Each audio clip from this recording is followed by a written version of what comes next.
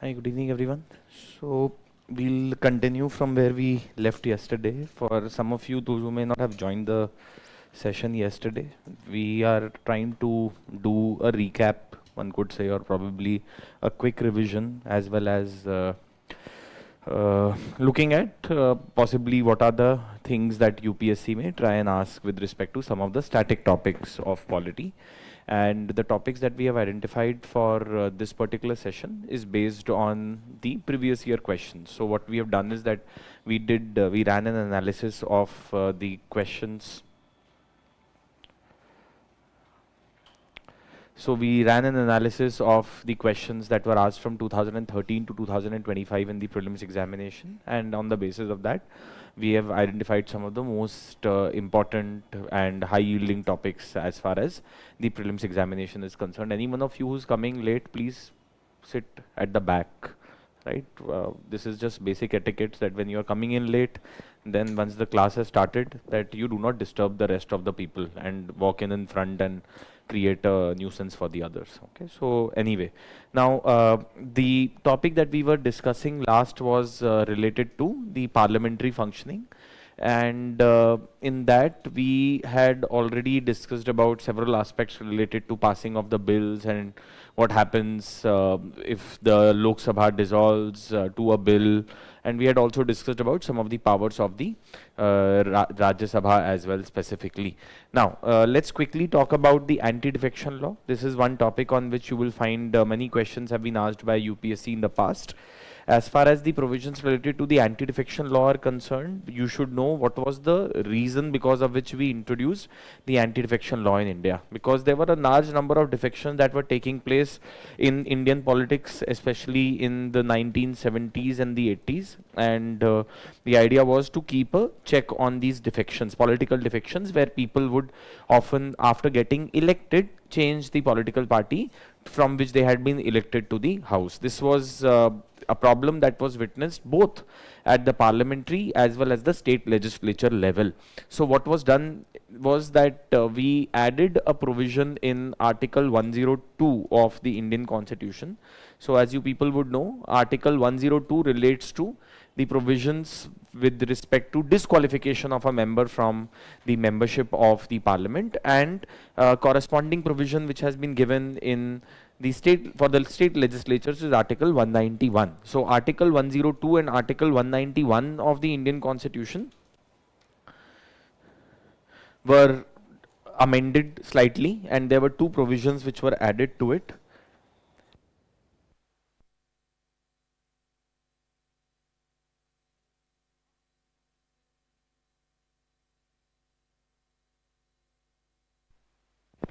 Okay. So what was done was that we added clause 2 to each of these articles, and it basically says that the person who is a member of the parliament or the state legislature would be subject to disqualification with respect to anti-defection or for defection, and the details with respect to that have been provided in Schedule 10 of the Indian Constitution. So this is just an enabling provision. The actual details with respect to the anti-defection law have been provided in Schedule 10. This entire change was brought about by the 52nd Constitutional Amendment Act. So these basic things are already known to all of you. Now, what are the provisions which are there under the anti-defection law that we need to be aware of? This one applies to members of parliament as well as the members of the state legislatures, both the state legislative assemblies and the legislative councils. If we talk about the grounds for disqualification, if you have been elected, so the provision which is mentioned in the Schedule 10 of the Constitution is that if a person has been chosen to the house from a particular political party and voluntarily gives up the membership of that political party, then they would be subject to disqualification under the anti-defection law. So basically, voluntarily giving up membership of your party, voluntarily giving up membership of the party from which you have been elected to the house would result in disqualification. Now, a few things to consider here. Voluntarily giving up membership would in normal circumstances mean resignation, but the Supreme Court of India through its various judgments has said that resignation is very narrow, but voluntarily giving up membership is much broader in its meaning. What that means is that if a person resigns, of course, if you have been elected, let's say, to Lok Sabha on a ticket of BJP, and then once you've been elected to the house, after that you resign from the political party and then you go and join some other political party, or if you become, even if you want to become an independent member, then in that case the anti-defection law would be applicable on you. But voluntarily giving up membership, resignation, is only one meaning of that. Let us say that if the conduct of a person after getting elected to the house from the ticket of a particular political party is such that it shows that the person is actually not associated with the party any longer, but just for the heck of it, he continues to be on the roles of that particular political party, would also attract disqualification under anti-defection law. So what that essentially means is that voluntarily giving up membership includes resignation as well as the behavior of a person. So what is the behavior, what are the actions of a person would also be taken into consideration while deciding that whether a person has actually defected to some particular political party, or has resigned from the political party, or has voluntarily given up the membership of their political party, and therefore they should be subject to disqualification under the anti-defection law. The second important point to keep in mind is that this provision is applicable to all the members in the house. Okay, so the anti-defection law applies to everyone. It does not spare anyone. For example, if you have been elected as an independent member, as an independent candidate to the house, then what happens? If you have been chosen as an independent candidate to the house, then in that situation, you cannot go and join some political party after you have been elected to the house.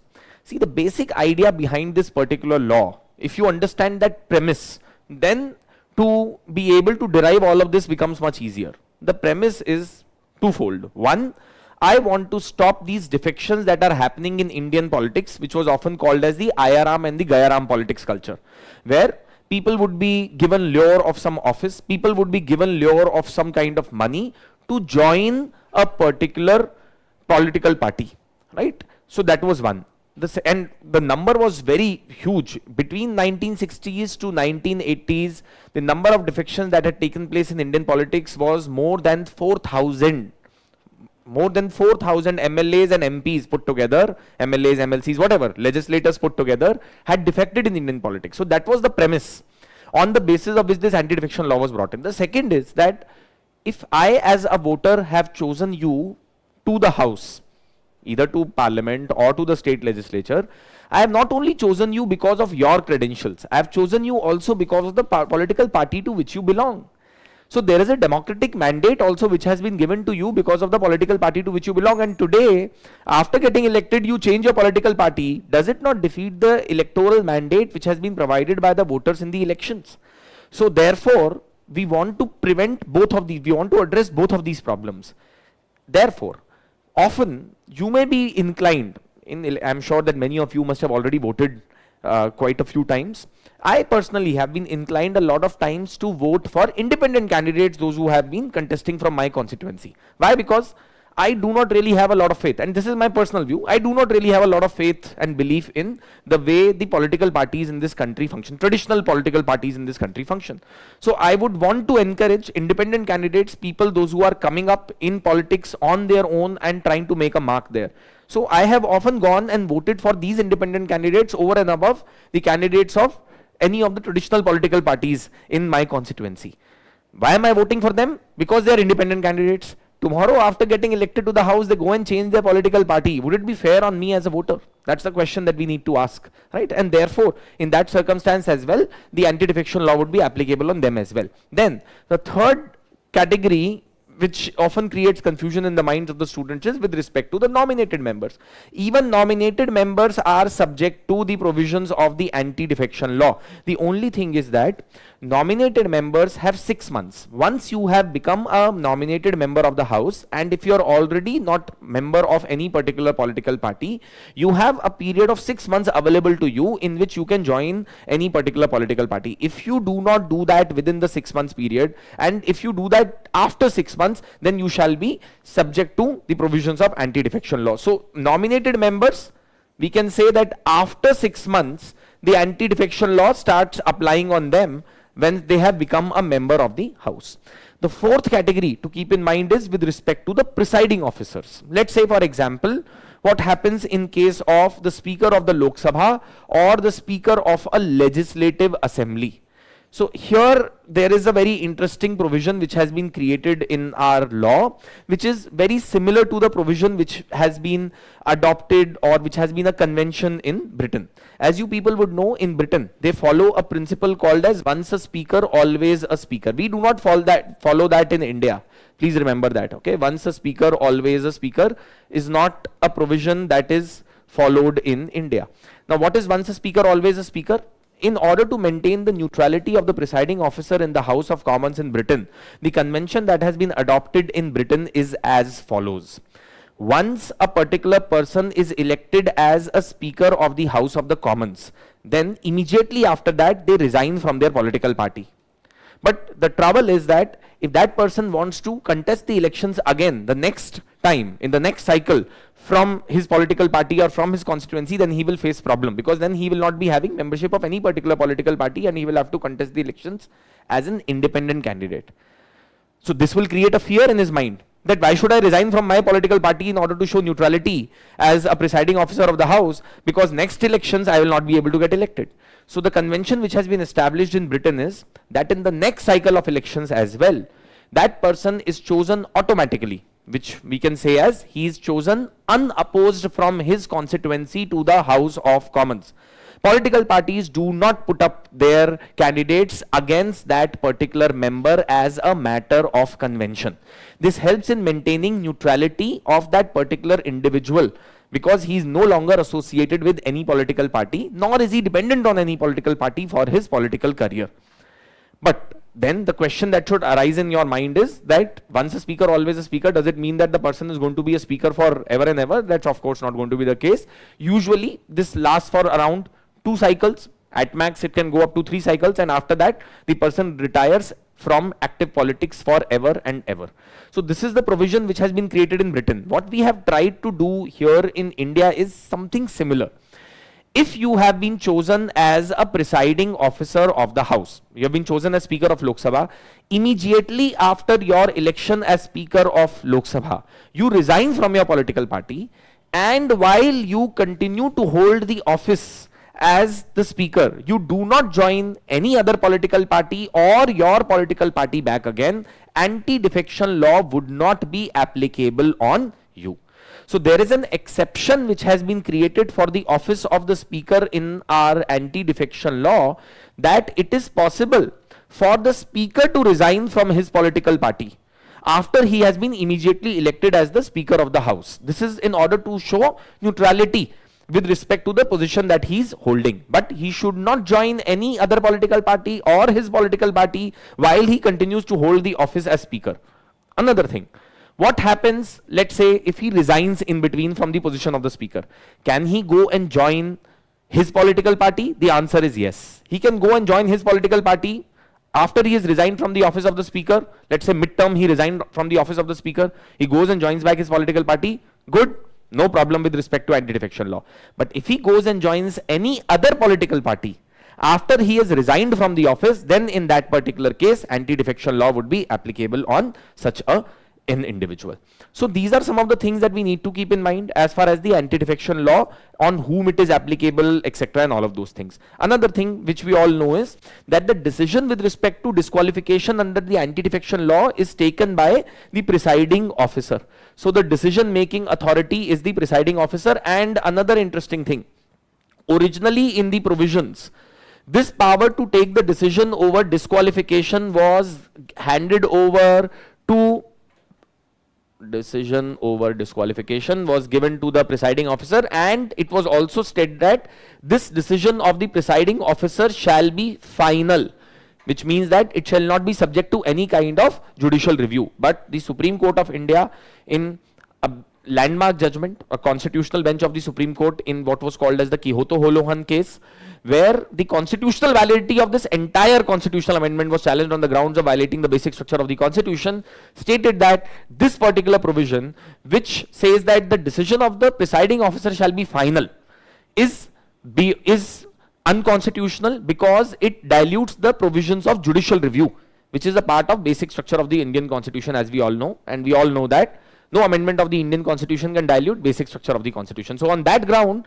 what the court did was that they declared this particular aspect, not this, but only the finality of the decision of the presiding officer with respect to the disqualification decision to be nullified, right? Which means that now the courts do have the powers to bring in judicial review of the decision that has been taken by the presiding officer. There is one more important concept to keep in mind.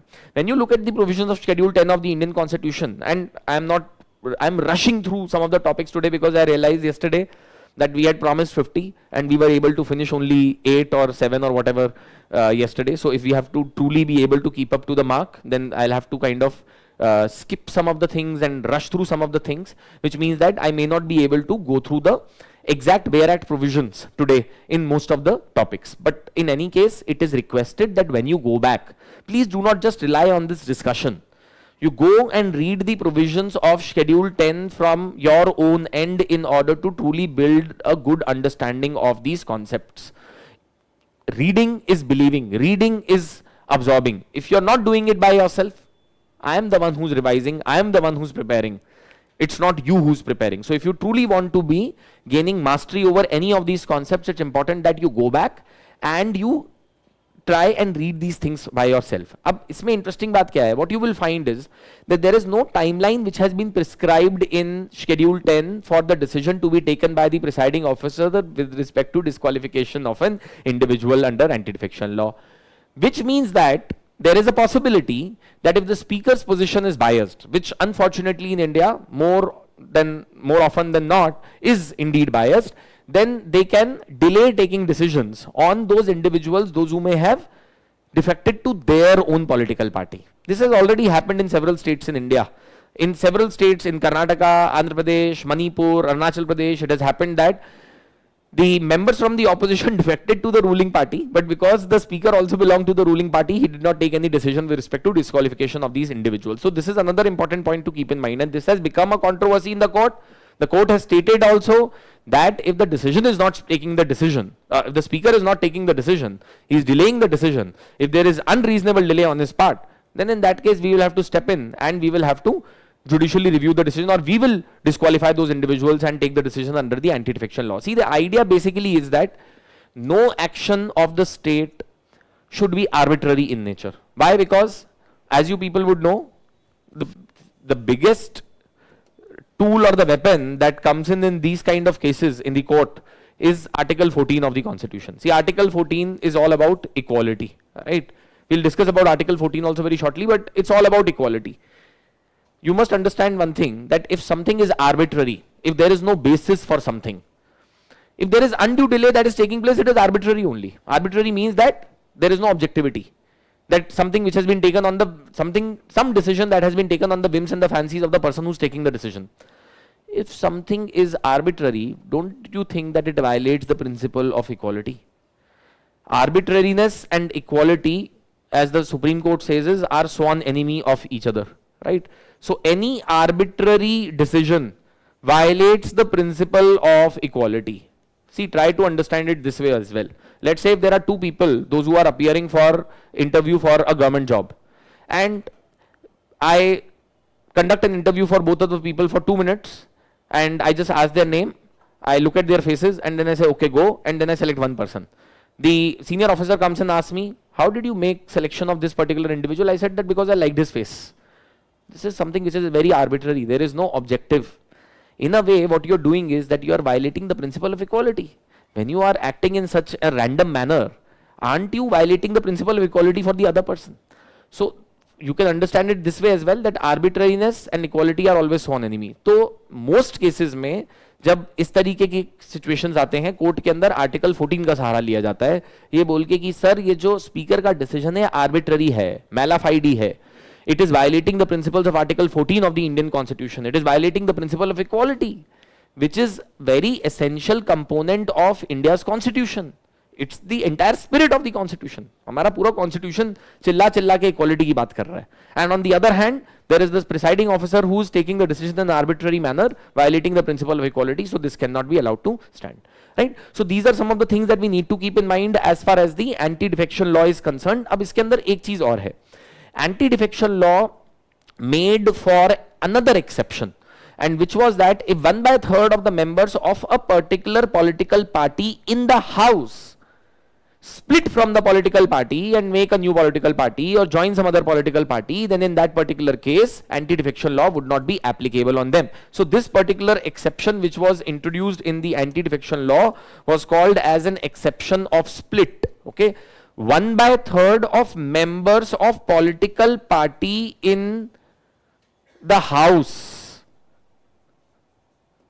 not 1/3 of members of political party in the entire country and so on and so forth. उस house के अंदर अगर 1/3 उस particular political party के लोग split होके अपनी एक नई पॉलिटिकल पार्टी बना लें और या कोई दूसरी पॉलिटिकल पार्टी ज्वाइन कर लें, तो उस केस में एंटी डिफेक्शन लॉ उनके ऊपर एप्लीकेबल नहीं होगा.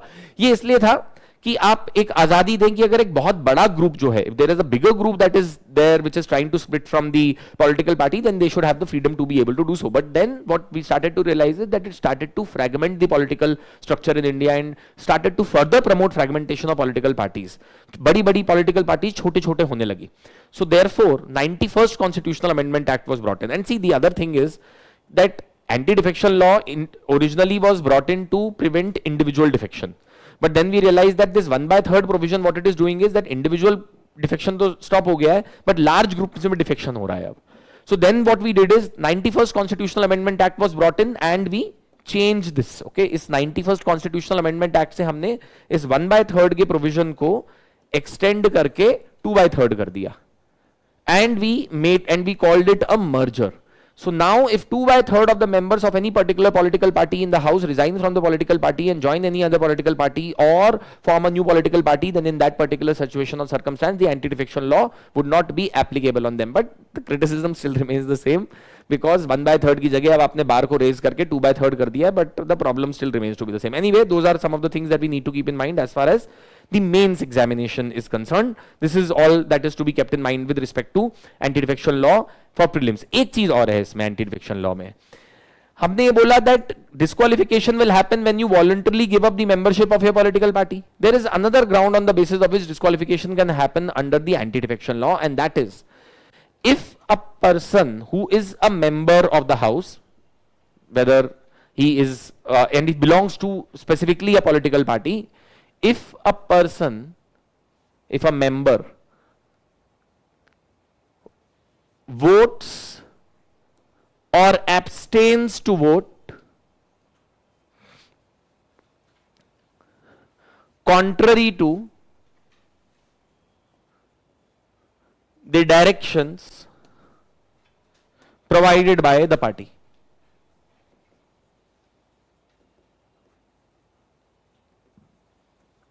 So your party told you that on a particular matter you should vote in favor of that bill. You went and voted against that particular bill. Anti-defection law can be applicable on you. Now, the only thing to keep in mind here is that it applies in case of abstention as well. आपकी party ने बोला कि vote करना है, आप वहां पे present थे और उसके बावजूद आपने एब्सटेन किया वोटिंग से, आपने ना हाँ वोट किया ना वोट किया, you abstained from voting, then also anti-defection law would be applicable on you. This direction which is issued by the political party is called as the whip, and the person who issues this direction is also called as the whip. There is a designated person in every political party in the house who is designated as the whip, and he issues the whip of the political party. Whip is nothing but the direction that is issued by the political party to the members to vote on certain matters in a particular manner. But there is an exception to this. If you had taken prior permission of a political party, or if your political party approves your action later on, once you have done that, then you can be saved from the provisions of the anti-defection law. If your party condones your actions, or if you had already taken the prior permission of the political party that I am going to vote against this particular proposal, against what the political party is saying, or I am going to abstain from voting contrary to the direction provided by political party, then it's a different matter altogether. Please keep in mind that independent members, they have their free will. They don't have any political party, there is no concept of whip, etc. But in case of the members belonging to a specific political party, they have to vote in accordance with the directions that have been provided by their political party. इसमें एक चीज और है, which is that the decision with respect to disqualification is actually taken by the Speaker of the House. But then the question arises that who will take the decision in case the speaker's disqualification itself is under consideration under anti-defection law? So the answer to that is not deputy speaker. It's not deputy speaker. A person who's chosen by the house for doing so. Okay. So ये एक important बात ध्यान रखिएगा. So see, that is why it's important to read things from the bare act. Okay. Otherwise these kind of doubts will come up in exam and you will create a mistake and you will lose precious marks. Every mark in prelims is very, very precious. I hope you understand that. देखिए paragraph 6 देखिएगा schedule 10 का, उसके अंदर clause 1 पढ़िए और फिर then you will be able to understand what I am saying. उसका proviso पढ़ेंगे तो समझ में आ जाएगा. Paragraph 6 of schedule 10, it says if any question arises to whether a member of a house has become subject to disqualification under this schedule, the question shall be referred for the decision of the chairman or as the case may be the speaker of such house, and the decision shall be final, provided that where the question which has arisen is as to whether the chairman or the speaker of the house has become subject to such disqualification, the question shall be referred for the decision of such member of the house as the house may elect in this behalf, and the decision of that person shall be final. बात समझ में आ गई?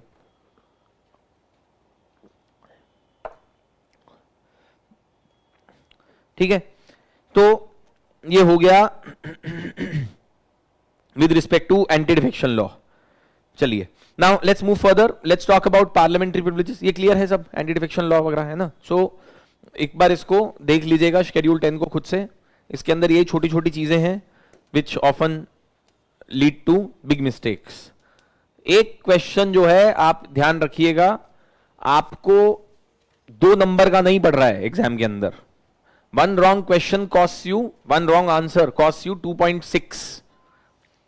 That's a big margin. 4 question जो आपके सही हो सकते थे, जो आपने गलत कर दिए, 10 नंबर इधर और 10 नंबर उधर, वो 10 नंबर कैचअप करना बहुत मुश्किल होगा. बिकॉज ऐसा देखिए, अनलेस आपकी तैयारी बहुत एक्सेप्शनल है, मुझे जितनी मेरी समझ बनती है, when CSAT के मार्क्स हटा दिए गए थे 16 and 17, I also gave the exam. I barely qualified prelims examination at margin of 5 marks here, 2 marks here, ऐसे ही क्वालिफाई हुआ था.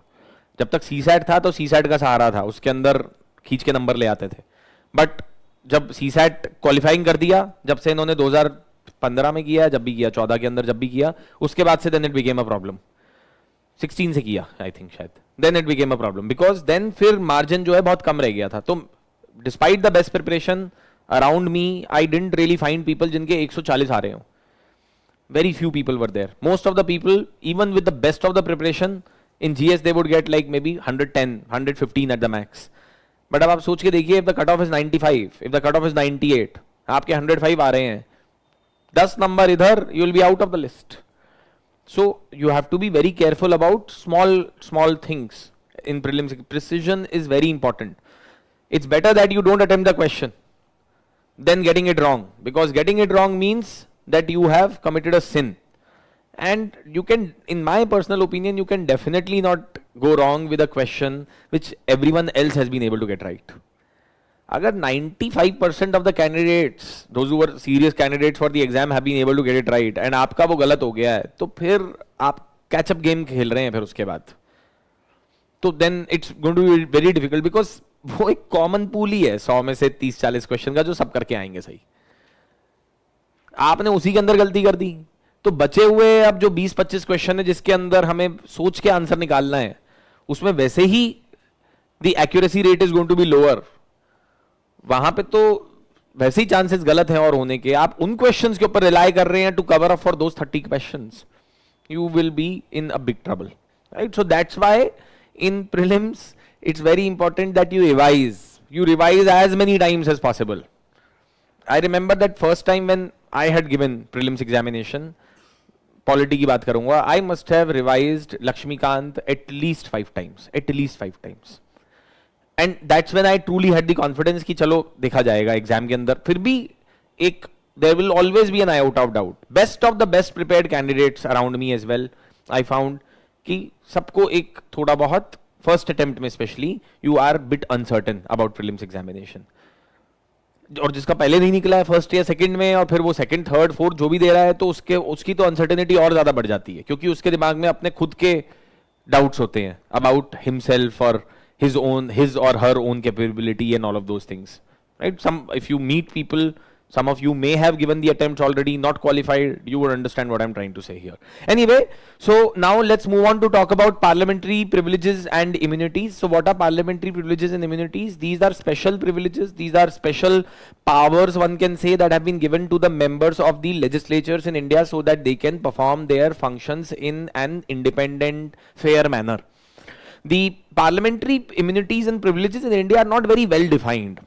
Some of them have been mentioned in Article 105 and 194 of the Indian Constitution, but most of them are dependent on some ordinary laws that have been made by the legislature or based on the conventions which are followed in Britain. If I look at the provisions of Article 105 of the Indian Constitution, and from that we can understand the privileges and the immunities of the members of the state legislatures as well, because 194 is corresponding to 105. Subject to provisions of this constitution and to the rules and the standing orders regulating the procedure of the parliament, there shall be freedom of speech in parliament. So this is very generic. It says that there shall be freedom of speech in the parliament. Then you see Article 105 clause 2, which is more specific, which says that no member of parliament shall be liable to any proceedings in any court in respect of anything said or any vote given by him in parliament or any committee thereof, and no person shall be so liable in respect of the publication by or under the authority of either house of the parliament of any report, paper, votes or proceedings.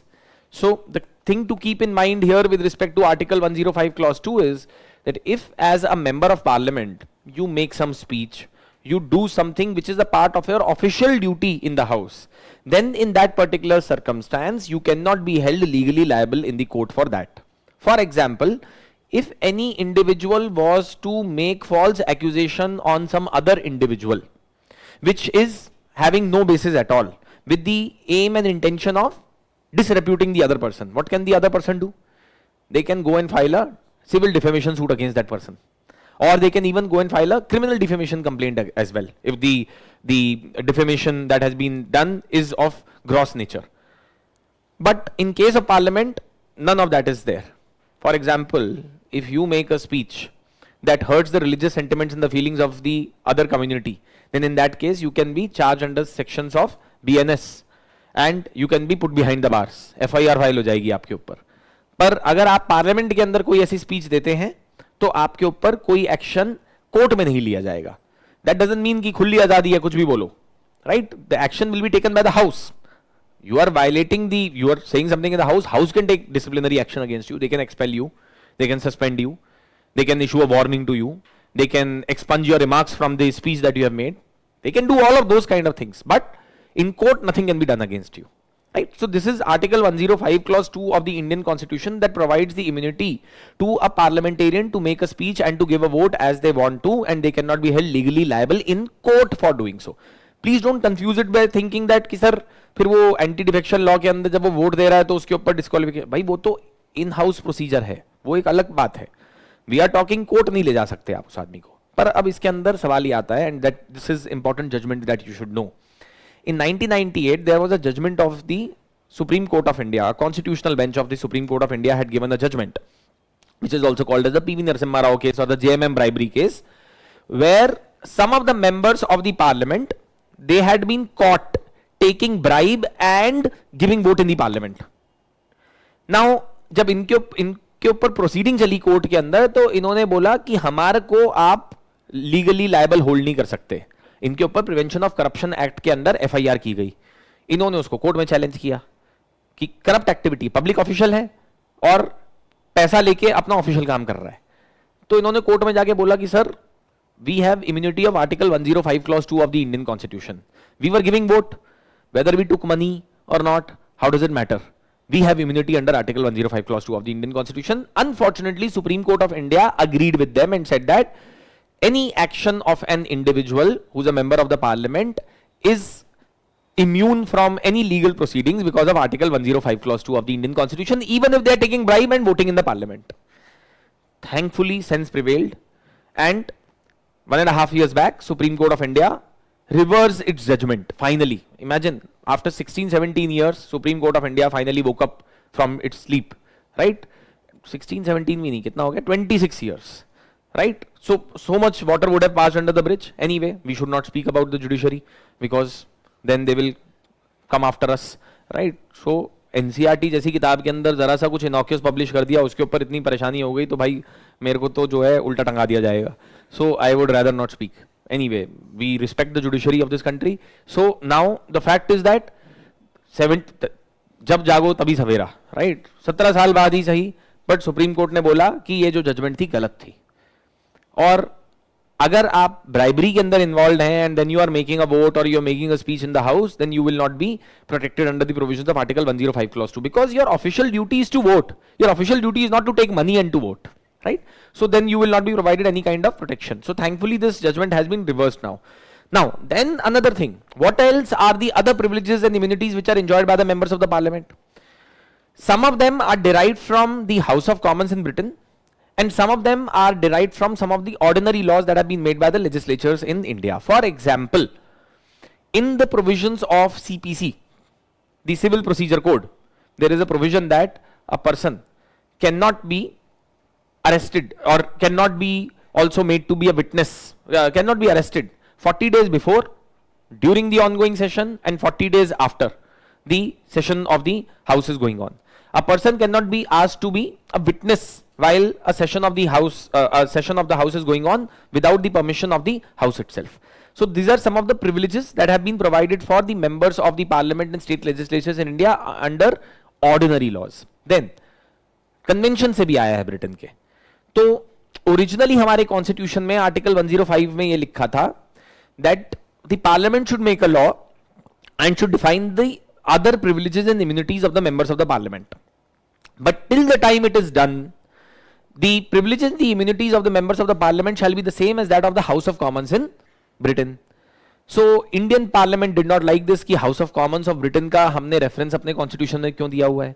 So they removed the reference and they changed the text of article 105. So if you look at the present text of article 105 clause 3, it says that in other respects the power, privileges and immunities of each house of parliament and of the members of the committees of each house shall be as such may be from time to time be defined by parliament by law, and until so defined shall be those of the house of its members and committees immediately before the coming into force the section 15 of the 44th Constitutional Amendment Act. Section 15 of 44th Constitutional Amendment Act actually changed the text of article 105 clause 3. So पहले क्या था? Privileges, House of Commons. अभी ये कह रहा है till the time Parliament does not make a law, they will be the same as they were before 44th Constitutional Amendment Act. But Parliament has not made a law till today. So which means that the immunities and the privileges of the members of the Parliament in India continue to be derived from House of Commons in Britain, even though we may have changed the text of the Constitution. Nothing really has changed on ground effectively is what we need to keep in mind. Which therefore means that we have really not made a law or an attempt to codify the privileges, right? To put a law and to specifically tell what the immunities and the privileges of the members of the Parliament in India are going to be, or the Parliament as an institution itself is going to be. Another thing to keep in mind is that the privileges and the immunities of individual parliamentarians we have discussed. There are privileges and immunities of the parliament collectively as an institution as well. For example, the parliament has the right to decide whether strangers can attend the meetings of the parliament or not. They can exclude the strangers from the meeting of the parliament. Parliament has full power to publish the proceedings of the parliament as well. Parliament has full powers to publish the proceedings of the parliament as well, which means that they can also stop others from publishing the proceedings of the parliament. So tomorrow, if the parliament says that we want to conduct the proceedings of the parliament behind the closed doors, nothing can stop them because that is their privilege completely. You may say that no, this is violation of democracy and you're not allowing us to see what is happening. They will say that this is our privilege to do so. And this is also problematic in a way. In a democracy where we talk about transparency, in a democracy where we talk about the idea of open governance, how feasible would it be if tomorrow the parliament says that all the proceedings of the parliament will be conducted behind the closed doors and there will be no camera, there will be nothing that will be there? Would that be okay to us as citizens of the country is the question that we need to ask ourselves. But again, those are some of the things that we need to keep in mind as far as the mains exam is concerned. Then there is another thing. they have another privilege, which is that they can punish a person also for the breach of the privilege of the parliament. If you disrepute the parliament, parliament says that ये भी हमारी privilege है, that someone cannot be bringing the parliament into disrepute. Contempt of parliament नहीं कर सकते in a way. If you do that, if you are deliberately trying to vilify the image of the parliament, then in that particular case we can be charging you for the breach of privilege of the parliament, and in that case we can even put you behind the bars. There have been individuals, those who have been put behind the bars for breaching the privilege of the parliament, and this breaching of the privilege of the parliament punishment does not apply only to outsiders. It can apply to the members of the parliament as well. And when I'm talking about members of parliament or parliament, please don't construe it as parliament alone. It means it is applicable to the legislatures as well, because the provisions are similar in Article 194 of the Indian Constitution, right? So I have already told you about these things, right? So individual privileges kya hain? Freedom from arrest in civil cases, exemption from jury service, attendance as witness during the session. This is something that is coming from British conventions. Right to exclude strangers, including the press. As you people would know, there is a press gallery in the parliament, and they can exclude the individuals from attending the meetings of the parliament and so on and so forth. For example, 2005 के अंदर 2005 में there was a cash for question scam, right? So there was some sting operation that had been done by one of the news agencies against some of the parliamentarians. वो जाके उनके पास पैसा उन्होंने उनको दिया और उनको बोला कि आप हमारे लिए क्वेश्चन पूछेंगे क्या पार्लियामेंट के अंदर? उन्होंने बोला हाँ, क्यों नहीं पूछेंगे? तो ये फिर स्टिंग कैमरा के ऊपर सब रिकॉर्ड हो गया, and then it all became public. सबसे इंटरेस्टिंग बात क्या है, as some of you would know, कि पार्लियामेंटेरियंस जो है अगले दिन पार्लियामेंट, ये जो पकड़े हुए चोर की दाढ़ी में तिनका है ना, 11 लोग थे, ये 11 के 11 लोग जो है, जो कैश इनको मिला था वो ये सारा कैश लेके पार्लियामेंट में पहुंच गए और ये दिखाने लगे इसको ऐसे कि देखो हमने कैश लिया नहीं था, हमने ये सबूत के तौर पे रखा है कि कोशिश की गई थी हमें खरीदने की पर हम बिके नहीं. ठीक है. So anyway, so that is the situation which is there with respect to immunities and privileges of the parliament. Now let's quickly talk about another important institution on which quite a few questions have been asked surprisingly in the mains, and which is the Attorney General of India. So Article 76 of the Indian Constitution is the most important provision related to the Attorney General of India. With respect to the states, we have Advocate General of a state. He is the highest law officer in the country. He has his own army of, if I can say, lawyers, those who assist him in his functions. What are his primary functions? It is to represent the government of India in various litigation cases, etc.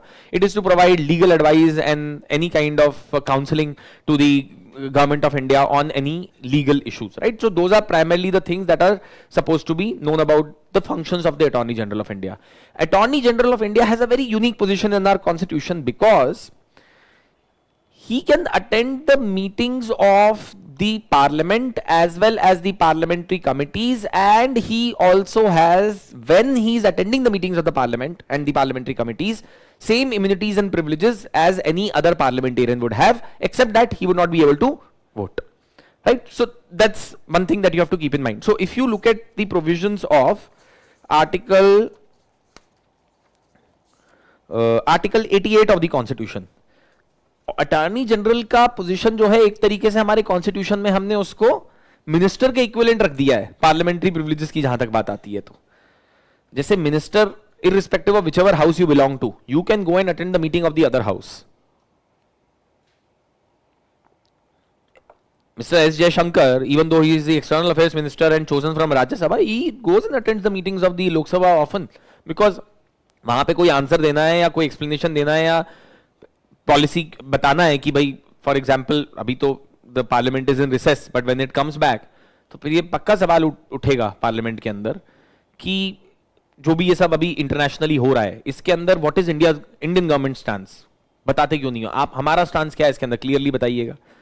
किसी दिन आप कह रहे हैं Russia से तेल खरीदेंगे, किसी दिन आप बोल रहे हैं नहीं खरीदेंगे, किसी दिन कुछ बात कह रहे हैं, किसी दिन कुछ बात कह रहे हैं, तो opposition will ask questions, so someone will have to respond, and maybe it would be the prime minister, perhaps it would be the minister of external affairs, we don't know, but whoever it would be, irrespective of whether they belong to that house or not, they can attend the meetings of that house. यही same privilege जो है हमने attorney general को भी दी हुई है, और क्योंकि उसको राइट है हाउस की मीटिंग्स अटेंड करने का whenever it is required, जब वो करेगा तो उसके पास वही सेम प्रिविलेजेस होंगी जो पार्लियामेंट के मेंबर्स के पास भी होती हैं.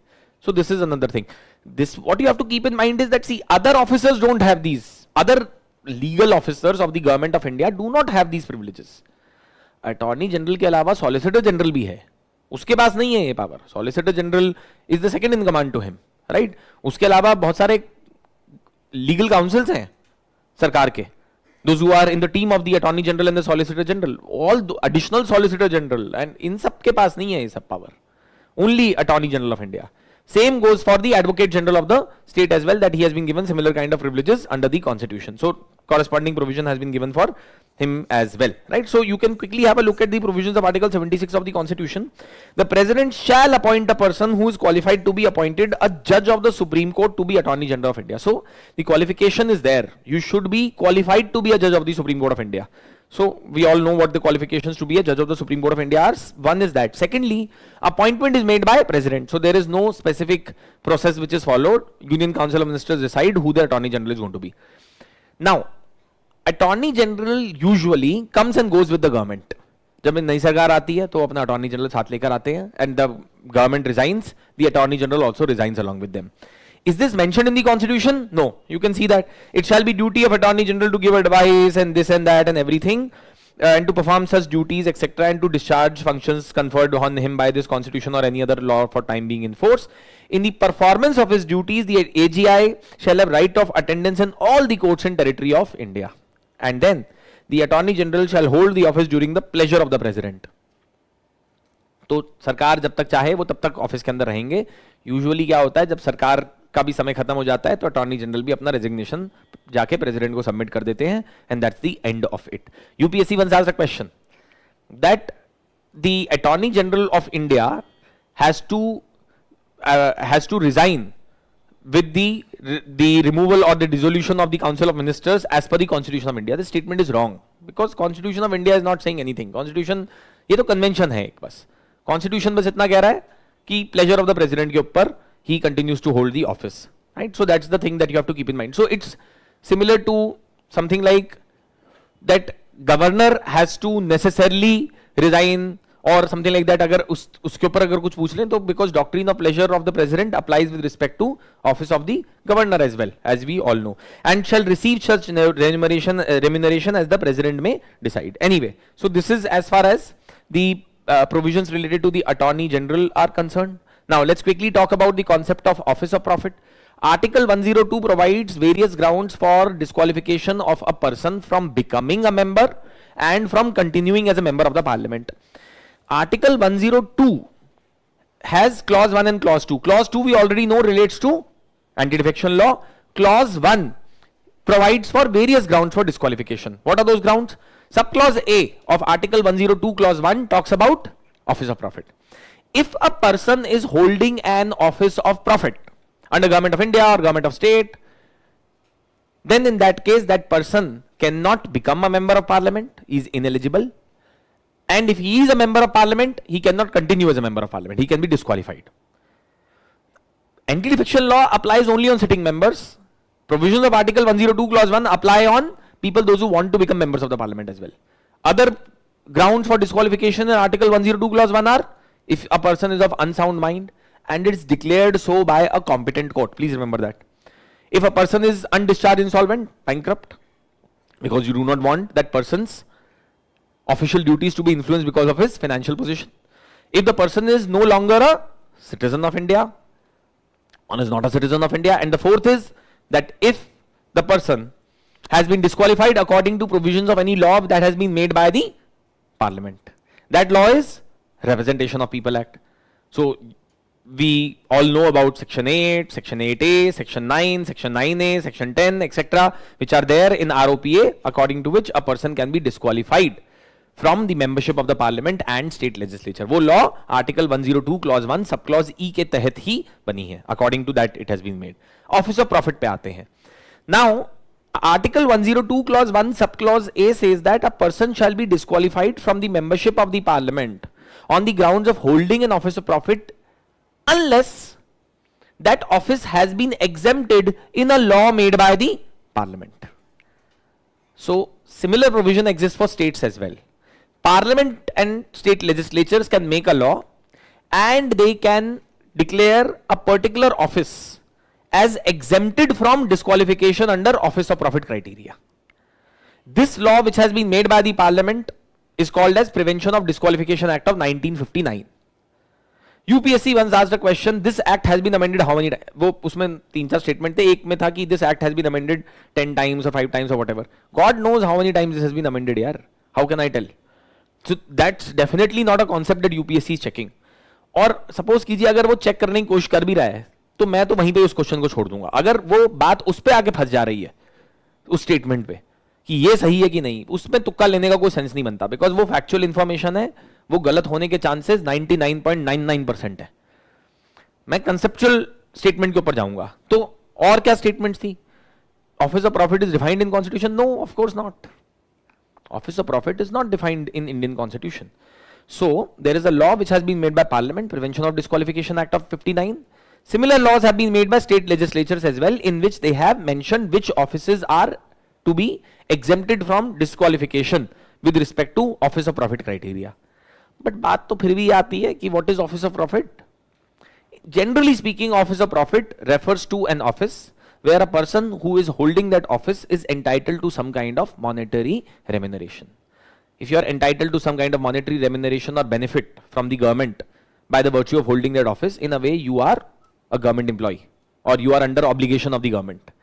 If you are under obligation of the government, would you be able to fulfill your role as a legislator properly? No. अगर सरकार मुझे तनख्वाह देती है, तो क्या मैं सरकार जो मुझे तनख्वाह देती है, मैं क्या उसी को जाके क्वेश्चन कर सकता हूं? नहीं. अब प्रॉब्लम क्या है, क्यों ऑफिस ऑफ प्रॉफिट का कॉन्सेप्ट बनाया? ब्रिटेन से आता है, अगेन बड़ी लंबी कहानी है, but the simple fact of the matter is that you do not want legislators to be under the influence of the executive. आप मिनिस्टर हैं तो देखिए अलग बात है, but other than that every legislator should have his open mind and should have his own conscience to speak against the government, because legislator ने power दी है ना to the government, उल्टा थोड़ी ना हुआ है. So people, what we discussed yesterday, people gave power to legislators, legislators gave power to the government. तो जिसको मैंने पावर दिया उसको मैं सवाल ही नहीं पूछ सकता, क्योंकि वो मेरे को नौकरी देके बैठा हुआ है, तो फिर क्या फायदा? That's why this concept of office of profit has been created. Supreme Court of India has given multiple judgments on the basis of which one can decide whether a particular office is an office of profit or not. These are not the judgments that are supposed to be used by you and me, but these are principles that have been laid down by the Supreme Court, which can be applied by courts in future to decide over disqualification of an individual under the office of profit criteria, right? So there are 4 tests that have been laid down by the Supreme Court of India, that who has made the appointment, whether government has powers to terminate the position or to remove that person, whether there is some kind of remuneration that is involved, who gives that remuneration, etc. On those basis, a person can be decided whether he is holding the office of profit or not. The concept to keep in mind is that Supreme Court has said that even if you are entitled to some profit, entitled to some remuneration, and you do not draw that remuneration, you can be disqualified under the anti-defection law. ये बड़ा you can be disqualified because of holding office of profit. So famous case is Jaya Bachchan case. She was the chairman of the UP Film Development Corporation. She said that yes, I am entitled to money, salary as the chairperson of the UP Film Development Corporation, but I have not taken a single penny from the UP government for this position. मैं इसको honorary तरीके से कर रही थी. Court said doesn't matter. Was the office capable of yielding profit? Yes. Then this is office of profit. Doesn't matter to us. Another important thing, as you people would remember, 2005 there was a law, 2006 actually, there was a law that was brought in to amend the office of profit law in a retrospective manner by including number of offices retrospectively in the office of profit law, which was called as Office of Profit Bill 2006. And as we know, when the bill reached the desk of Dr. APJ Abdul Kalam, the President of India, he refused to sign on that particular bill. He sent it back to the Parliament of India, and that is one of the powers of the President of India, to send a bill back to the Parliament for its reconsideration. But he can do it only once. So the bill was sent back by the Parliament again, so he had to give the approval the second time. Now, why did he do so? Because he said that the entire purpose of this Office of Profit law would be defeated if you were to prevent disqualification of a person in a retrospective manner. There is a person who is holding an office, which is Office of Profit. Someone goes and complains and says that, sir, this is Office of Profit. the parliament does what? They go back to the law, they amend the law, and they add that office to that exemptionary law in a retrospective manner so that that person can be saved from disqualification. तो फिर purpose ही क्या रह गया इस पूरी law का? एक important चीज और, decisions with respect to disqualification under Article 102 Clause 1 are supposed to be taken as per 103. So what does 103 says? 103 says that the decisions are supposed to be taken by the President of India with respect to disqualification, whether it is office of profit, unsound mind, undischarged, insolvent, etc., and all of those things. But then the thing is that if the President of India was to take these decisions on the basis of the aid and the advice of the Union Council of Ministers, or if the governor of a state was to take these decisions on the basis of the Union Council of Ministers or State Council of Ministers, then it will be doomsday for democracy in this country. So then what have we done? We have given this role to Election Commission of India, whose opinion shall be binding on the President of India with respect to decisions of disqualification under Article 102 Clause 1. Is that clear to everyone? Right? So again, small things, but just keep that also in mind. Anyway, so इसमें एक दो चीजें और है, कई बार अब prelims में वो कुछ कुछ ऐसी चीजें भी पूछ लेता है. पार्लियामेंट्री सेक्रेटरी का आपको पता होगा सबको कि it's a position that is created in India where a person is given the responsibility of managing the parliamentary affairs with respect to a specific ministry of the government. उसको parliamentary secretary का position दे दिया जाता है. उसको that person who is appointed as parliamentary secretary, he is not a minister, but उसको that person is given the privileges and benefits similar to a minister. गाड़ी, बंगला और ऑफिस वगैरह ये सब दे दिया जाता है. तो in multiple cases Supreme Court of India stated parliamentary secretary's office is an office of profit. Why do governments do that? They do that because there is a limit on the size of the Council of Ministers. Size of the Council of Ministers cannot be more than 15% of the total size of the Legislative Assembly or House of People. But I have too many coalition partners to make happy, keep them happy. I have too little ministerial berths. सबको minister बनना है, सबको मैं बना नहीं सकता हूं, तो क्या किया जाए? पार्लियामेंट्री सेक्रेटरी का पोजीशन दे दिया जाए. वो काम क्या होगा उसका? As I said, that person is going to manage the parliamentary affairs with respect to a specific ministry. But Supreme Court has time and again stated that these parliamentary affair etc. and all of those things, ये जो parliamentary secretary will be an office of profit. Okay, so please do go and have a look at questions related to office of profit as well. Then next question, ordinance making powers of the president and that of the governor under Article 123 and 213 of the Constitution. Again, at least two questions have been asked in mains examination in the last 10 years. From this particular topic, and in the prelims examination as well, multiple questions have been asked. What is ordinance making power? It is an extraordinary power that is given to the executive to make a law when the parliament is not in session. जब parliament session में ना हो, in that particular situation, what the parliament can do is what we are discussing here in case of the ordinance making power. Okay, so if the law has to be made by the parliament, both the houses of the parliament have to be in session, right? Both the houses of the parliament have to be in session, otherwise law cannot be made. If either of the houses of the parliament is not in session, ordinance can be promulgated by the President of India on the aid and the advice of the Union Council of Ministers.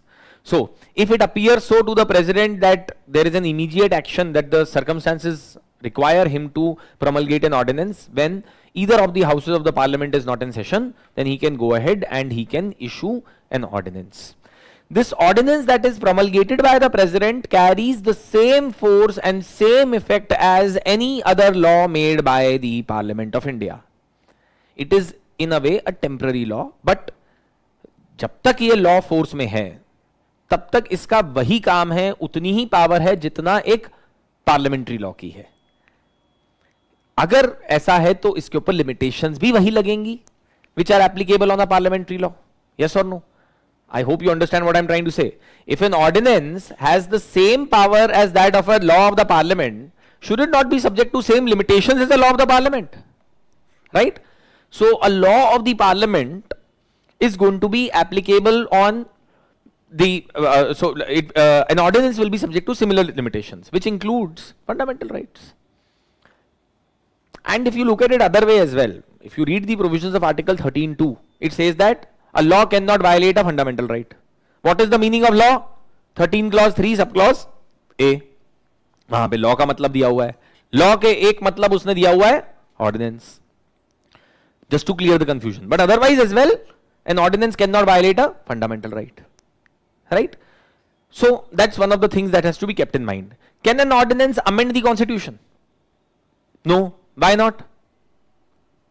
Why not? Fundamental right?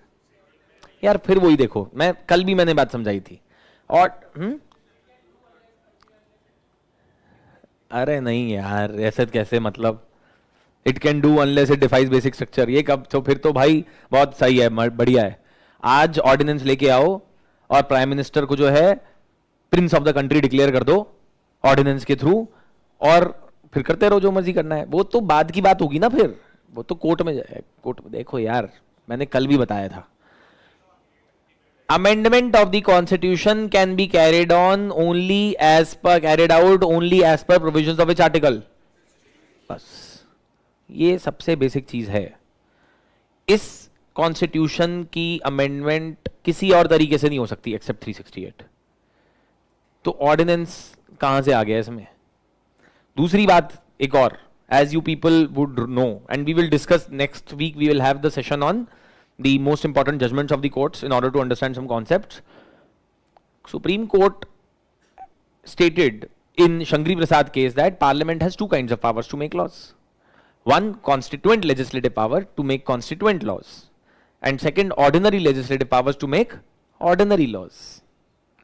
Constituent legislative powers or constituent laws come from Article 368. The power comes from the Constitution itself. Ordinary law making power comes from provisions of Schedule 7 read along with provisions of the Part 11 of the Indian Constitution and so on and so forth. So the point that I am basically trying to make is that power of the Parliament to make a constitutional amendment act comes only from 368 and from nowhere else. So ordinary law cannot amend the Constitution. Ordinance also cannot amend the Constitution. Funda is not all the logic that you are applying. It is very simple, which is written in 368. Please read 368. देखिए आप 368 को अगर closely पढ़ेंगे ना, तो फिर आप इस बात को कभी नहीं भूलेंगे. Notwithstanding anything in this constitution, Parliament in exercise of its constituent power amend by the way of addition, variation or repeal any provision of this constitution in accordance with procedure laid down in this article. फिर उसके बाद 368 clause 2 पढ़िए, देखिए कितना सटीक लिखा है वो. An amendment of this constitution may be initiated only by introduction of a bill for this purpose in either house of parliament. एक ही तरीका है कॉन्स्टिट्यूशन अमेंड करने का, और वो यही है और कुछ नहीं है. बात समझे? The only way to amend the constitution is this, nothing else. So ordinance cannot amend the constitution. Then can it violate fundamental rights? No, it cannot. See, you may, again, what I said earlier as well, some students came to me after question was asked last year, I think, prelims में, कि sir, ordinance cannot violate a fundamental right. ये statement तो गलत है. मैंने बोला क्यों? तो बोलते कि सर ऐसा भी तो हुआ है, बहुत बार ऑर्डिनेंसेस बनाए गए हैं which were found to be violative of fundamental rights और कोर्ट ने उसको बाद में स्ट्राइक डाउन कर दिया. अरे वो बात अलग है. But from a general principle, can an ordinance violate a fundamental right? The answer is no, it cannot. Right? So that's one thing that you have to keep in mind. Also, ordinance can amend only a central act. This is also true. This was again one of the statements that was asked in the question. देखिए बिल्कुल simple logic लगाइए. If ordinance is parallel to Parliament's law making powers, then it means that it has same limitations as Parliament's powers as well. Can Parliament make a law on state subject? Normally speaking, can it do so? No. So can an ordinance amend or make a law on state subject? No. How can it? It can only amend a central act or with respect to ordinance issued by president. अब ordinance issued by governor आता है तो फिर अलग बात है. But can an ordinance issued by governor amend a central act? The answer is no. It cannot. Because it can only amend state law, and that too law of that state, not of some other state. क्योंकि ये एक temporary arrangement है. Parliament और legislature जब काम पे नहीं है तब उसके लिए जो बनाया गया, ये बस वही है और कुछ नहीं है. That's it. उसके अलावा rest of the other things you already know. Since it is temporary, it lapses within 6 weeks from reassembly of both the houses of the parliament. If within that 6 weeks period it is not approved by the parliament, ordinance will go out of effect. 6 weeks period has to be counted from the date of the assembly of the second of the houses of the parliament. This is important again. Let us say first house of the parliament amends on meets on 7th of March. Second house of the parliament meets on 10th of March. 6 weeks period will be decided from 10th of March, from the second of the houses. ठीक है. तो ordinance जो है उसका एक time है. It has its own clock ticking. It cannot remain in effect for up to 6 weeks, more than 6 weeks, sorry, after both the houses of the parliament have reassembled.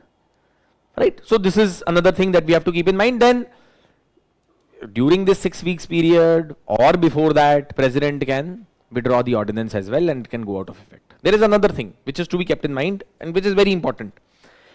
If you read provisions of 123, please read 123 clause 2 subclause A.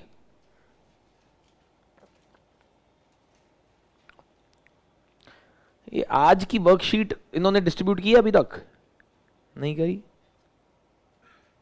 ऐसा कैसे? पहले पढ़िए जरा एक minute. I'll ask them what has happened.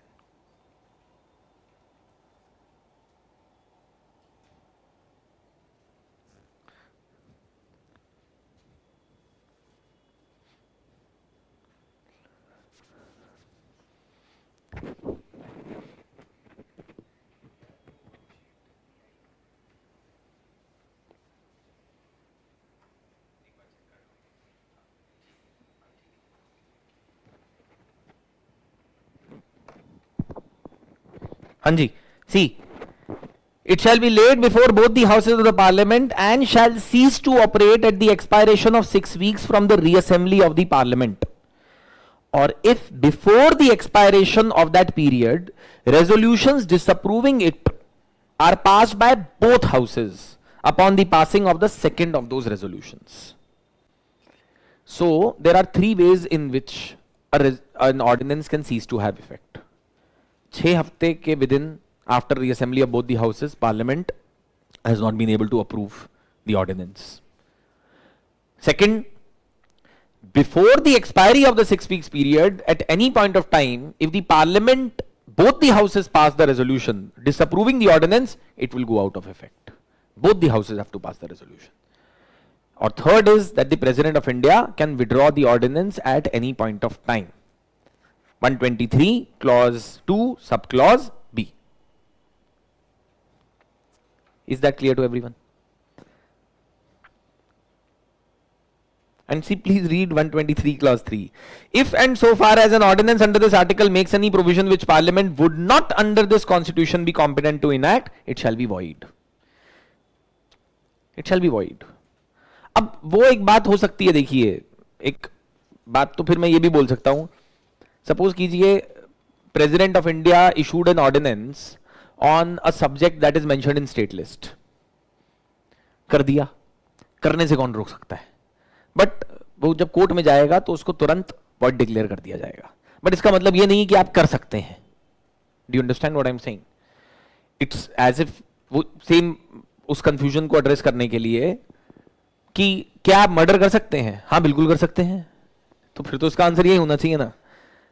Normal cases में आप क्या बोलेंगे? नहीं, मर्डर नहीं कर सकते. क्यों? मर्डर करोगे तो जेल जाओगे. पर अब कोई आदमी बोले नहीं मर्डर तो कर ही सकते हैं तो कर लो. ठीक है, so that's the logic. Because एक स्टूडेंट से ना वो बोल रहा नहीं सर आप ऐसे कैसे बोल रहे हो. मैंने बोला यार फिर तू बता चोरी कर सकता है. तो बोलता सर नहीं कर सकता. तुम बोला नहीं कर लेना. कर तो सकता ही होगा फिर तेरे हिसाब से तो, क्योंकि तू ये भी बोल रहा है कि ordinance can violate fundamental right. Anyway, so this is as far as ordinance making power of the president और द गवर्नर इज कंसर्न. अब इसमें एक चीज और है, प्लीज रीड 213. इसके ऊपर यूपीएससी मेंस में क्वेश्चन पूछ चुका है. 213, ordinance making power of governor, it has some more limitations vis-a-vis the ordinance making powers of the president. इस पे मेंस में क्वेश्चन आ चुका है, तो प्रीलिम्स में तो पक्का पूछ सकता है वो. अब क्या है वो क्वेश्चन? वो पॉइंट ये है that if a law made by the state legislature would have required prior permission of the president, if you promulgate ordinance on the same subject, it would also require prior permission of the president. Do you understand what I am saying? If state legislature would have made a law and it would have required initial assent of the president for that law to be passed by state legislature. For example, please look at the provisions of Article 304 of the Constitution.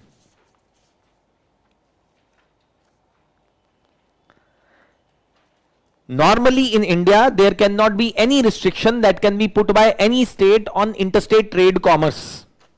Otherwise, her state जो है अपना खुद का देश चला रही होती.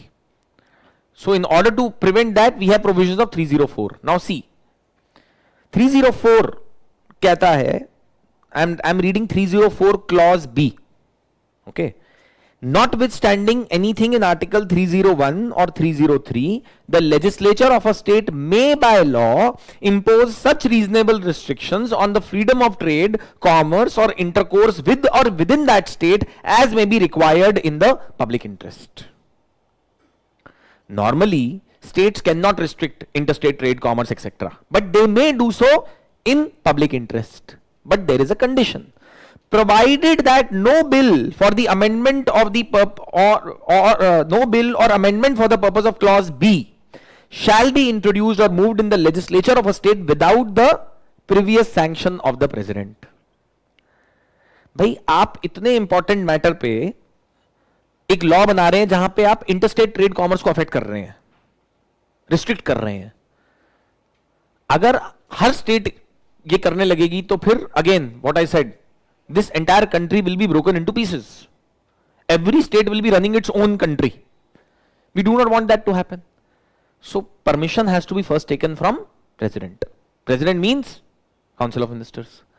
अब suppose कीजिए इस मैटर के ऊपर, if a law imposing reasonable restrictions on freedom of trade or intercourse within that state, किसी एक particular item के ट्रेड के ऊपर एक स्टेट में रिस्ट्रिक्शन लगाने के लिए स्टेट लेजिस्लेचर में लॉ लाई जाती है. For that you will require initial recommendation of the president. If for the same thing you were to bring in a ordinance, you still require recommendation of the president to bring in that ordinance also. Second thing, if a law if a bill before it becomes a law passed by state legislature would have required assent of the president, an ordinance on the same matter would also require assent of the president. For example, we know that it is the duty of the governor of a state, according to provisions of Article 200, 201 read together, to refer a bill which in his opinion derogates the powers of the High Court of the state to the president for his opinion. He has to do so. ये उसकी constitutional duty है, obligation है उसके ऊपर. So if there is a bill which is introduced, would require that process to be followed. If there is an ordinance, would require the same process to be followed. Ordinance के लिए भी same process लगेगा. Is that clear to everyone? This is the point that we need to keep in mind as far as the limitations on the ordinance making power of the governor is concerned. So again, because mains में question आ चुका है, I think 2019 में आया था शायद. So whatever. So 19 या 21 में आया था, जब भी आया था, तो if this has been asked in mains, prelims में तो मतलब बिल्कुल पूछ सकता है वो, because they keep doing this. You must have observed this. कभी एक साल mains में they will ask a question and then 2 years later they will ask a question related to that in prelims, because वो ये उम्मीद करता है, UPSC के एग्जामिनर ये उम्मीद करता है कि आपने प्रीवियस ईयर क्वेश्चंस देखे होंगे, आपको पता होगा कि क्या पूछा जाता है इस एग्जाम में, कौन से टॉपिक्स इंपॉर्टेंट हैं, right? So the examiners expectation is that, and they do this in prelims also. Prelims में एक बार उन्होंने क्वेश्चन पूछा नालसा के ऊपर, उसके नेक्स्ट ईयर ही या उसके जस्ट 2 साल बाद they asked a question in mains on NALSA, just 2 years later or 1 year later, because they expect you to go through prelims and mains questions and to understand that ultimately syllabus is common largely, right? Anyway, so all this we have discussed. Before yes, tell me.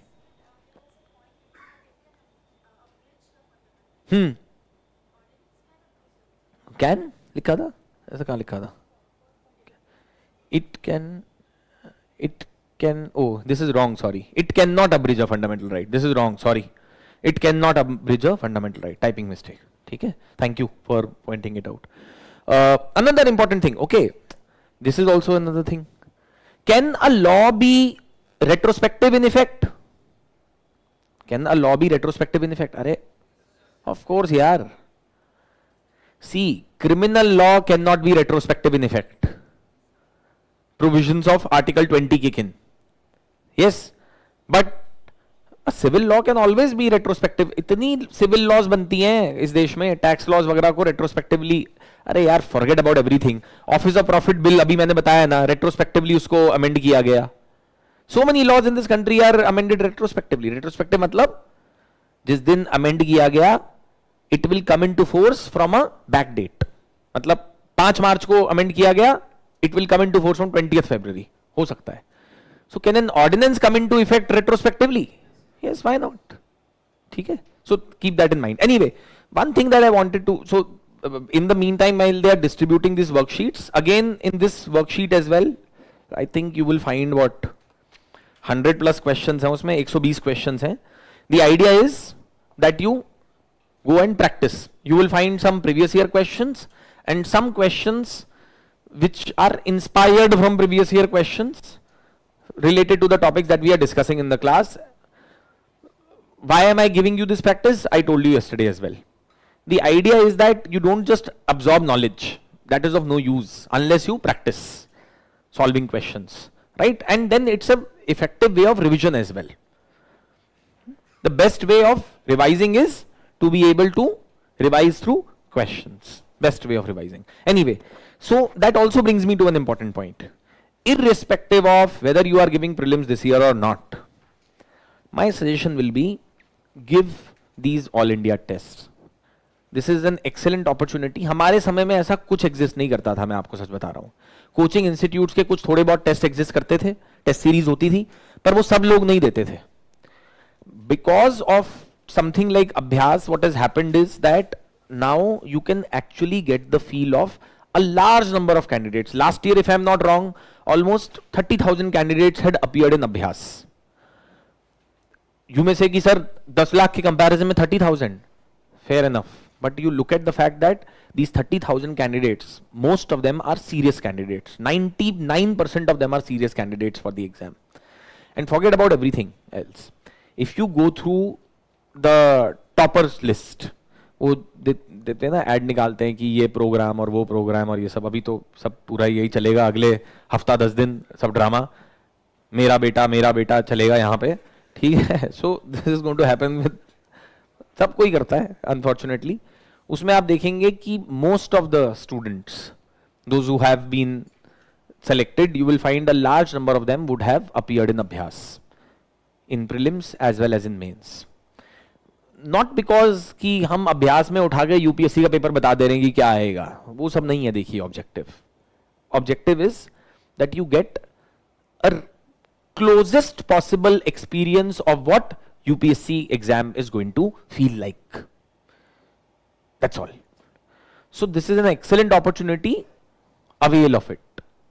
दीजिए. don't be afraid of the marks that you score. It is okay to score less in these tests, but at least you will know where you are lacking. And you will have entire analysis also. देखिए, someone was telling me कि नहीं online test दे यार, online test वही मैं एक मेरा इसके ऊपर बस एक ही रिबटल है. अगर इंडिया को कल फाइनल की तैयारी करनी है तो वो आज बैठ के ये क्रिकेट नहीं खेल रहे होंगे कि आओ दोस्तों प्ले स्टेशन के ऊपर क्रिकेट खेलते हैं, प्रैक्टिस करते हैं, जब वो बॉल डालेगा तो ऐसे छक्का मारूंगा मैं उसको. They will actually go and practice in the nets. This is that net session, right? Pen and paper पे ही देना है आपको एग्जाम. कंप्यूटर के ऊपर गोले नहीं भरेंगे आप वहां पे जाके. तो वो एक्सपीरियंस लेना जरूरी है. और टेस्ट सीरीज एक अलग चीज है, बट इसके अंदर you get an all India rank and you are able to analyse yourself with respect to how the others are fairing.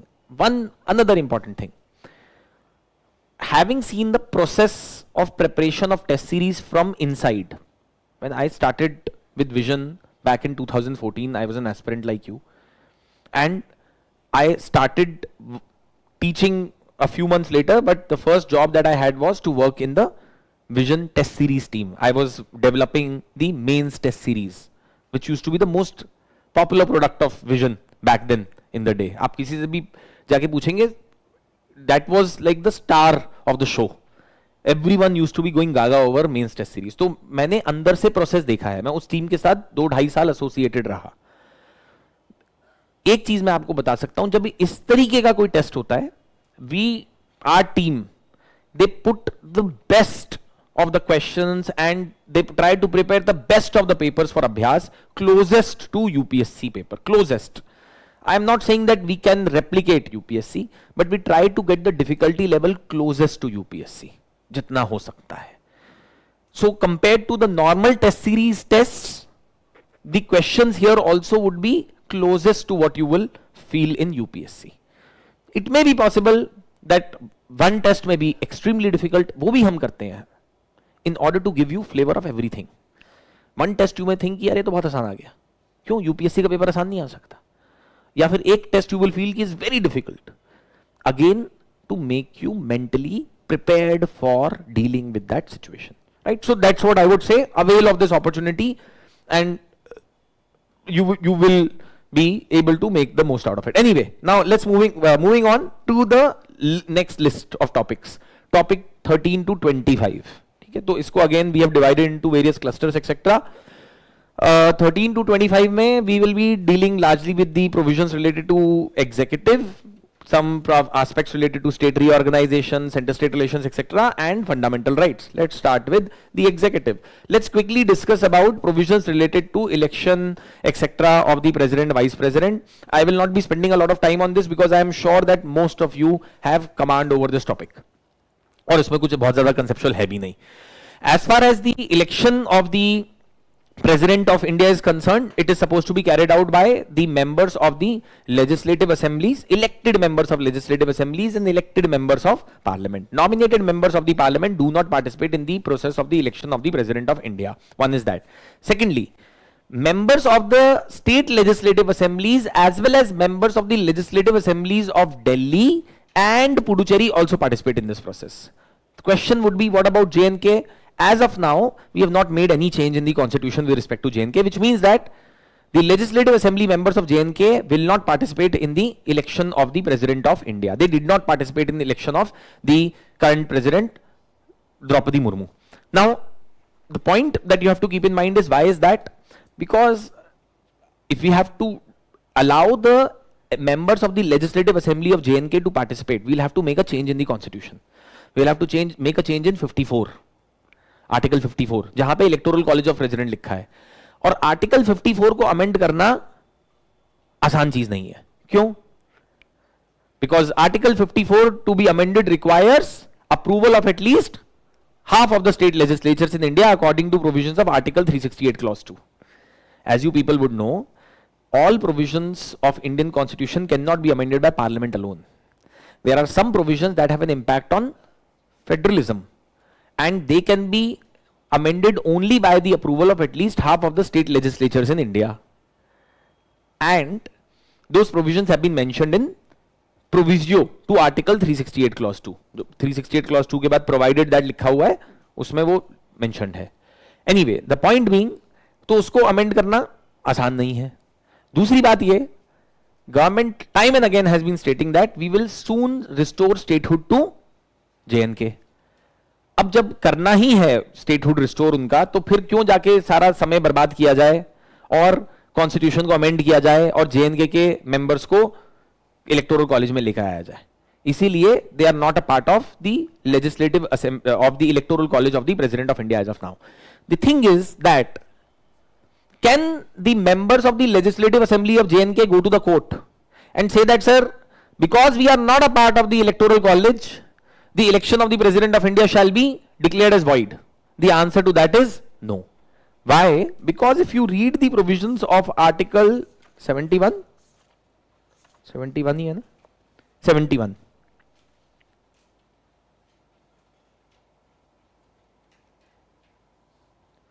71, Clause 4, the election of a person as President or Vice President shall not be called in question on the ground of existence of any vacancy for whatever reason among the members of the electoral college electing him. Whatever be the reason for a vacancy existing in the electoral college of the president or the vice president, you cannot use that as a ground for going to the court and raising that question in the court ki sir ye jo chunav hai galat hua hai. Understood to everyone? It could be any reason. Bhale hi there is some particular member of the parliament who has been disqualified in a wrong manner from the parliament. उसका matter court में चल रहा है, अभी इतने में elections हो गए प्रेसिडेंट के, वो ये नहीं बोल सकता कि सर मेरे को तो चांस ही नहीं मिला, मेरा मैटर सब जुडिस था. Court will say we cannot do anything because 71 Clause 4 kicks into picture. Another thing, the disputes with respect to the election of the president, vice president, etc. are entertained only and only by Supreme Court of India and no one else. This is an original as well as exclusive jurisdiction of the Supreme Court of India. Original बोले तो you can approach the Supreme Court directly in this matter. Exclusive, only Supreme Court of India in this country can entertain the matter related to disputes with respect to election of president and vice president in the country according to provisions of Article 71 of the Indian Constitution. Read 71 Clause 1. Right? Another important thing, if the election of the president or the vice president of India is declared as void at any point of time later, all the acts that may have been done by that individual in his official capacity would stand as it is, would not be declared as void on the grounds of his election being declared as void. Understood? Now, what are the qualifications to be president, vice president, etc.? We all know, but इसमें एक चीज याद रखिएगा, they cannot be holding office of profit. But if you are a minister in the union or minister in the state, or if you are vice president or if you are president, that will not be called as office of profit for the consideration of the election to president or vice president's office. For example, and for what example क्या मतलब, you read the provision itself, you may read the provisions under Article 58 and 58 में Clause 2 पढ़िए और उसका explanation पढ़िए, you will get what I am trying to say here.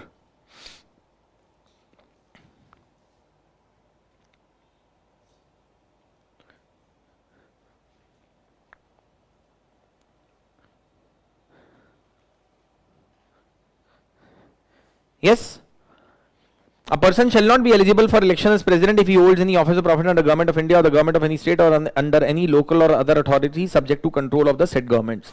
For the purpose of this article, a person shall not be deemed to hold any office of profit by reason only that he is the president or the vice president or of the union or governor of any state or is a minister either for the union or for any state.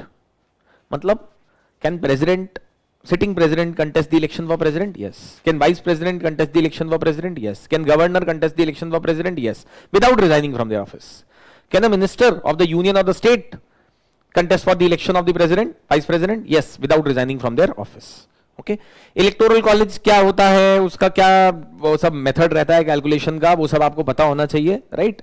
The value, so again here the simple funda is we want to maintain parity between states and centre in terms of parity, बोले तो balance. in terms of the contribution or the role that they have in the election of the President of India. So because of that, the total weightage of the value or the total weightage of the votes made by members of Legislative Assembly should be equivalent to total weightage of votes made by members of Parliament, which means that the formula will be essentially nothing but, you can derive it, it is going to be value of vote of one MP into number of MPs equal to value of vote of all MPs, of all MLAs. अब मुझे पहले ये derive करना है, तो ये तो मैं फिर बहुत आराम से डिराइव कर लूंगा. Value of vote of MP of Lok Sabha and Rajya Sabha is the same. अब in order to maintain this, so basic funda is, see, you have to understand this value of vote of all MPs is what, of all MLAs is what? Value of vote of MLA of Andhra Pradesh plus MLA of Karnataka plus MLA of Manipur plus MLA of Gujarat and so on and so forth. Right? And to derive this further, it will be, I'll have to break down this as well, which is nothing but is equal to total MLAs in AP into value of vote of MLA of AP, one MLA. How do I derive this number? To derive this number, I will try to make it directly proportional to the population of the state. Because more the population, more should be the value of MLA of that particular state. So therefore, the formula for this is total population of state divided by number of elected MLAs of state. But this number is going to be very large and this will make calculation very difficult. So in order to do that, in order to make it simpler, I further divide whatever the question that I obtain by 1000. Now what this tells me therefore is that value of vote of any state's MLA is in a way directly proportional to population of the state and inversely proportional to the number of elected MLAs in the state. But there is a problem. It means that the value of vote of MLA of every state is different. As you people would know, the maximum value for the vote of the MLAs in India as of now is assigned to UP 208 and minimum is for Sikkim 7. All the other states lie in between. There is another thing. This total population of the state is supposed to be decided on the basis of the last census. But in India, since the 1960s, there has been a divergence in the population growth of some of the states. Some states have grown at an exorbitantly or exponentially fast rate. Some of the poorer states. Whereas some of the more developed states have been able to control their population. Kerala has already reached below replacement level fertility rates. Whereas the total fertility rate in Bihar is 2.6. Kerala stabilized its population almost 10 years back, more than that. Bihar, according to estimates, is going to stabilize its population by 2091. So, you see the divergence. Now, would it not be unfair on a state that has been able to control its population that their MLA value, vote value would go down every election of the President of India? So what happened? We decided, okay, let's try to find a compromise. We said that we will decide this total population of the state on the basis of 1971 census. Till the first census is conducted after 2001. Till first census after 2001. because we expected that India's population would stabilize by 2001, but it did not happen. So this change was brought by 42nd Constitutional Amendment Act. In 2001, we realized this is not working. So let's extend this further. So we then said that by 84th Constitutional Amendment Act, we said that we will continue to use the population figures of 1971 census till the first census after 2026. Now we'll have to see what happens, because now the first census is going to be conducted very soon after 2026, next year. Are we going to be using that data for determining the value of the vote of MLA of a state in election of the President of India or not? That's the question. Because objection to abhi bhi wahi hai. So we continue to use outdated data of 71. That's the thing that we have to ask ourselves. But अब इसमें ये concept के अंदर एक पेच है, पेच मतलब लोचा है. What the problem is, UPSC once asked a question in prelims examination where they give multiple statements related to the value of the vote of MLAs of different states. One statement was value of vote of MLA of MP is less than the value of vote of MLA of Kerala. या उल्टा था, जो भी था, मतलब statement ऐसा था. In actual, the value of vote of MLA of Kerala is more than value of vote of MLA of MP. But logic, intuition suggests that value of vote of MLA of MP should be more than value of vote of MLA of Kerala. Logic तो यही कहता है. But UPSC ने उल्टा कर दिया है, मतलब UPSC ने गलत स्टेटमेंट दिया था या सही दिया था, जो भी था. So candidates ended up making mistake in that question. But the good thing is, in my opinion, most people would have gone by this logic only, and they would have arrived at the wrong answer, which is okay. Why? Because 90% of the serious candidates would have marked wrong answer in this question, which is okay. A very smart candidate would have identified कि यार ये तो कुछ गड़बड़ लग रहा है, हो सकता है फैक्चुअल है ये और मुझे पता नहीं है, वो छोड़ देता उसको. बट सच बात देखिए ये है, जब आप वहां पे एग्जाम हॉल में बैठे होते हैं, आपका जी मचल रहा होता है गोला भरने के लिए. दिल है कि मानता नहीं, आपका मन ही, मतलब आप नहीं रोक पाते अपने आप को. It's very difficult. वो इतनी विल पावर स्ट्रांग होना, सामने क्वेश्चन दिख रहा है आपको, आपको पता है यार दो तो मैंने स्टेटमेंट पता कर लिए, सही है गलत है, इस वाली पे मैं फंस जा रहा हूं, तो आप वो रिस्क ले लेंगे. और ये सिर्फ आप ही नहीं, और भी सारे कैंडिडेट्स लेंगे तो ठीक है. बट वो क्वेश्चन ट्रैप था. That question was a trap.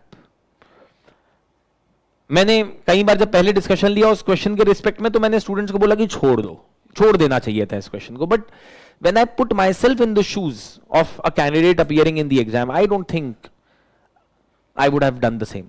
मैं नहीं छोड़ता उसको क्वेश्चन को, मैं मार्क ही करके आता. I'm being very honest. So the fact is वो क्वेश्चन गलत ही होना था. Nothing could be done about it.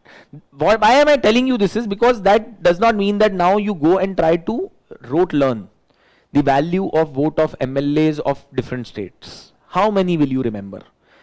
See, another thing is that if had they asked that is the value of vote of MLA of Manipur more than the value of vote of MLA of, let's say, Karnataka, I know what the answer is.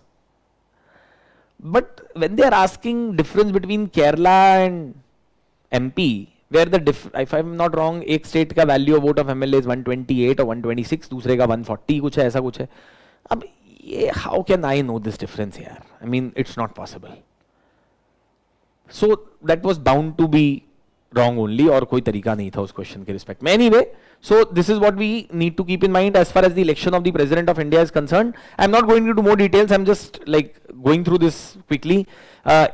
Election of Vice President, I hope all of you know that, you know, only the members of Parliament participate, and all the members of Parliament participate there, because position of Vice President is not such an important position in a way that he does not really have much of a role per se, except being one can say a standby for the President of India. Of course, he is the chairman of the Rajya Sabha, but other than that, there is not much of a significance of that particular position. So Constituent Assembly of India also did not dedicate a lot of time to discussion on the election method, removal method, etc. of the Vice President of India. That's why you see that there is no ground that has been mentioned in the Constitution for removal of the Vice President of India. Constituent Assembly did not really discuss much on this particular issue anyway.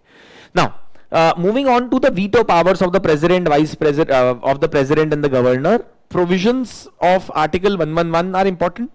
As we all know, if a bill has been passed by the Parliament of India and sent to the President of India, he may refer that bill back to the Parliament of India for their reconsideration, but he can do it only once. Second time he has to give approval to the bill. Second thing is that President of India can always exercise absolute veto as well, which is can withhold complete permission with respect to giving assent to a bill. But see, it makes very little sense for the President of India for him to do so, because except suspensive veto, his power to withhold assent with respect to a bill passed by the Parliament is supposed to be exercised on the aid and the advice of Council of Ministers only. As we all know, since 1970, not even a single private member bill has been passed in Parliament of India. So which means that all the bills that are passed in the Parliament are government bills. तो जो government ने bill introduce किया वो क्यों खुद president को बोलेंगे कि आप इस बिल को विदहोल्ड कर दीजिएगा, do not give assent to it, unless the situation is that the bill was pending in front of president of India, the Lok Sabha got dissolved, elections happened, new government came into power and they said that you withhold assent to this bill. That is a different possibility altogether, right? Which is also called as absolute veto. The third one is pocket veto. Pocket veto is not explicitly mentioned in the Indian Constitution. This is a derivation. Because the Constitution does not prescribe any time limit under Article 111 for the President of India to give approval to such a bill passed by the Parliament, the President at times may delay giving assent to a bill because of this loophole in the Constitution. Should he do so? The answer is no. Can he do so? The answer is in a grey area. And we all know about the recent judgment of the court as well on the matter with respect to the state bills. So it still remains to be largely a grey area. Should the President do so? The answer is no. If you compare this with the veto power of the President of America, the situation there is slightly different. In America, the situation is that if a bill has been passed by the American Congress, sent to the President of America for approval, he has 10 days to decide. If within 10 days he does not give approval to the bill is deemed automatically passed by the President and it comes into force. It becomes an act. So therefore, you would find in some of the textbooks they say that the pocket veto of the Indian President is larger than the pocket veto of the American President. I do not necessarily agree with this statement, but the logic behind that statement is this. The other thing to keep in mind is that in America as well, the President has what is called a suspensive veto in India. But the suspensive veto power there is slightly different. If the President of America wants, he can send the bill back to the American Parliament and say that I do not want to give approval to this bill because of so and so issue. Now here is the interesting thing. If the American Parliament passes the bill again in the same ordinary procedure and send it to the President can again send the bill back to the American Parliament, and this can continue infinitely. Except one case where if the American Parliament passes the bill with a higher majority, which is 2/3 majority the next time, then the President of America is bound to give his assent to the bill. So unlike India, where the President the second time is supposed to definitely give assent to a bill that has been passed by the Indian Parliament, in America the situation is slightly different. I hope this is understood to all of you. Now the point to understand here is that this power of the President of America, where he can be overpowered by a higher majority vote passed by the American Parliament, this is called as qualified veto. So in some books, some texts, you will find this mentioned as qualified veto power of the President of America, which is not applicable with respect to the Indian President, right? So this is something which you need to keep in mind. So that's why it's mentioned that it's only an Indian feature and there is no equivalent of UK or US in this form. Another important thing, in UK, one, they don't have a written constitution, so there is no explicit power of the Queen or the King to do anything like this anyway. Suspensive veto. Second is, In UK, the conventions that have established are such, because UK is an unwritten constitution, conventions also form a very important part of the constitution and constitutional functioning. So the last time there was any kind of interference that was made by the king or the queen, the monarch, in the functioning or the decision of the Council of Ministers directly was in 1709. Queen Anne was at the helm of powers, and she had refused to give assent to a bill that had been passed by the British Parliament.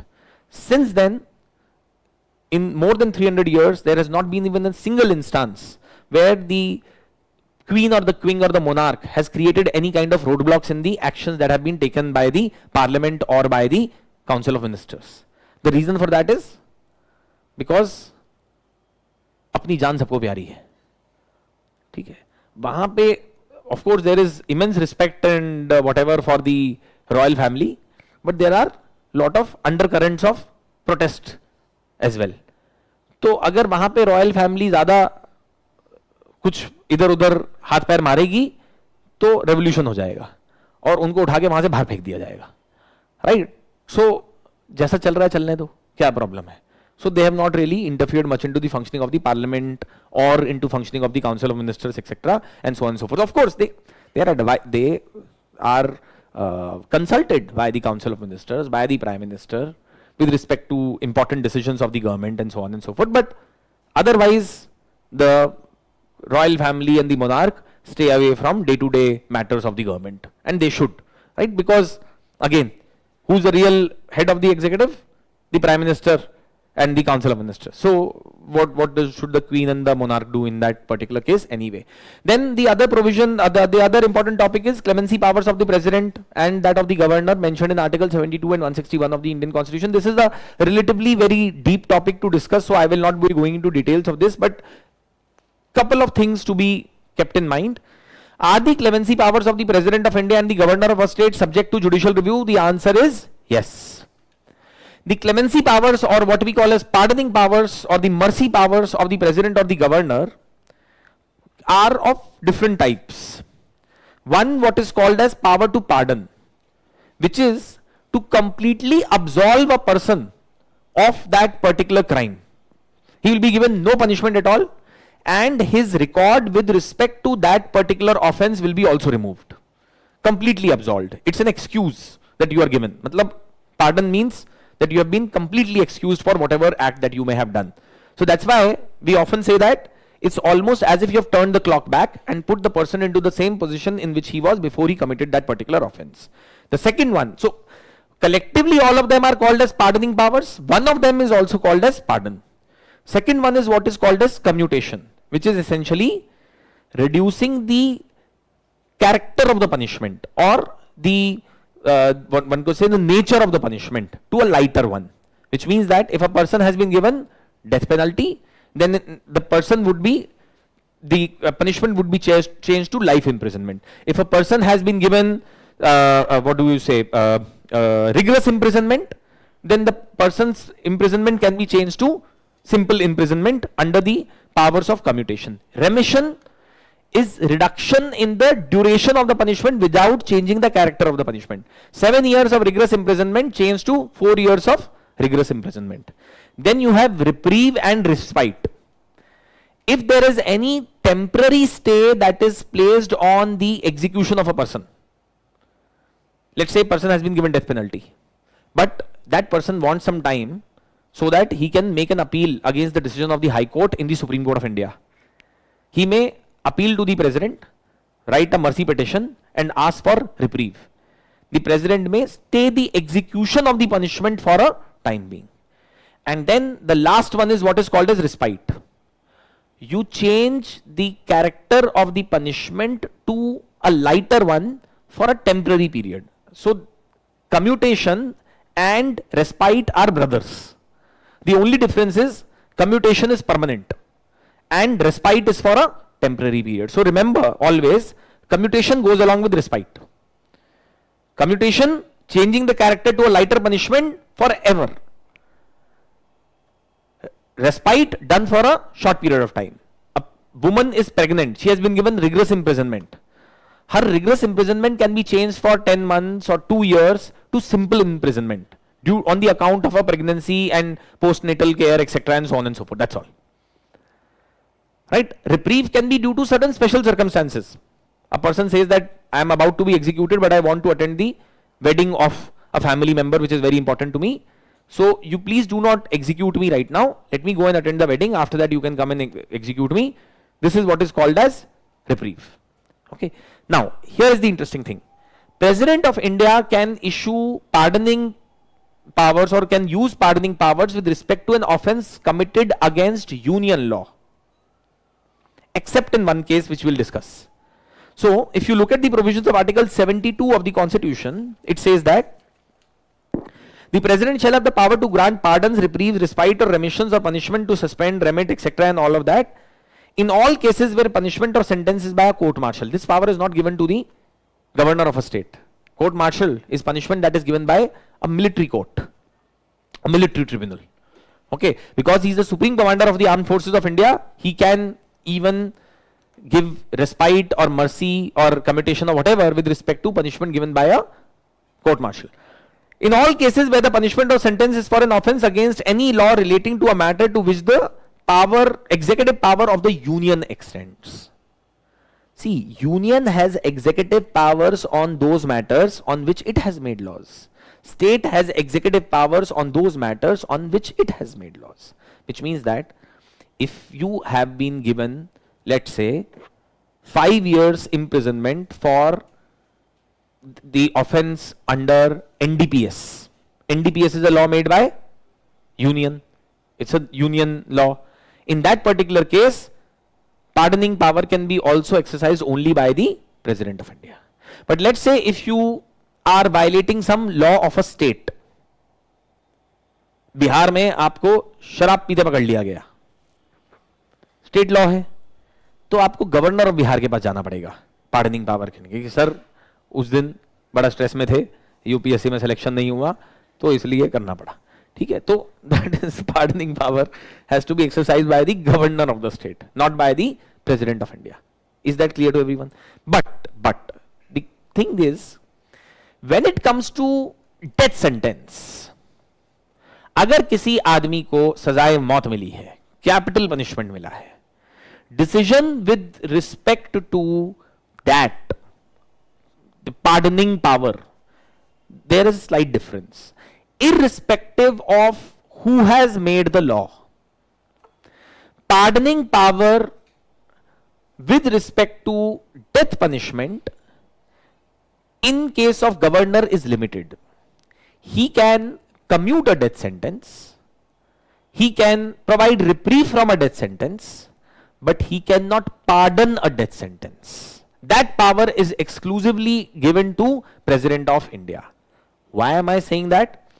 If you read Article 72 clause 1 subclause C, it says that the President shall have power to grant pardon, so and so and all of that, in all cases where the sentence is a sentence of death. But then read further.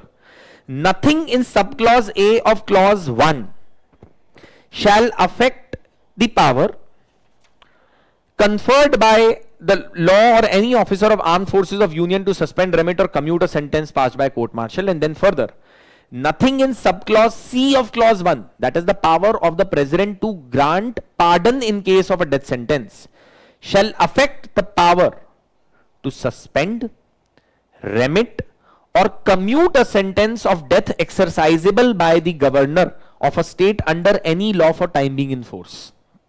Now notice something very interesting. 72 clause 2 subclause C does not mention pardon or power of governor to pardon a death sentence.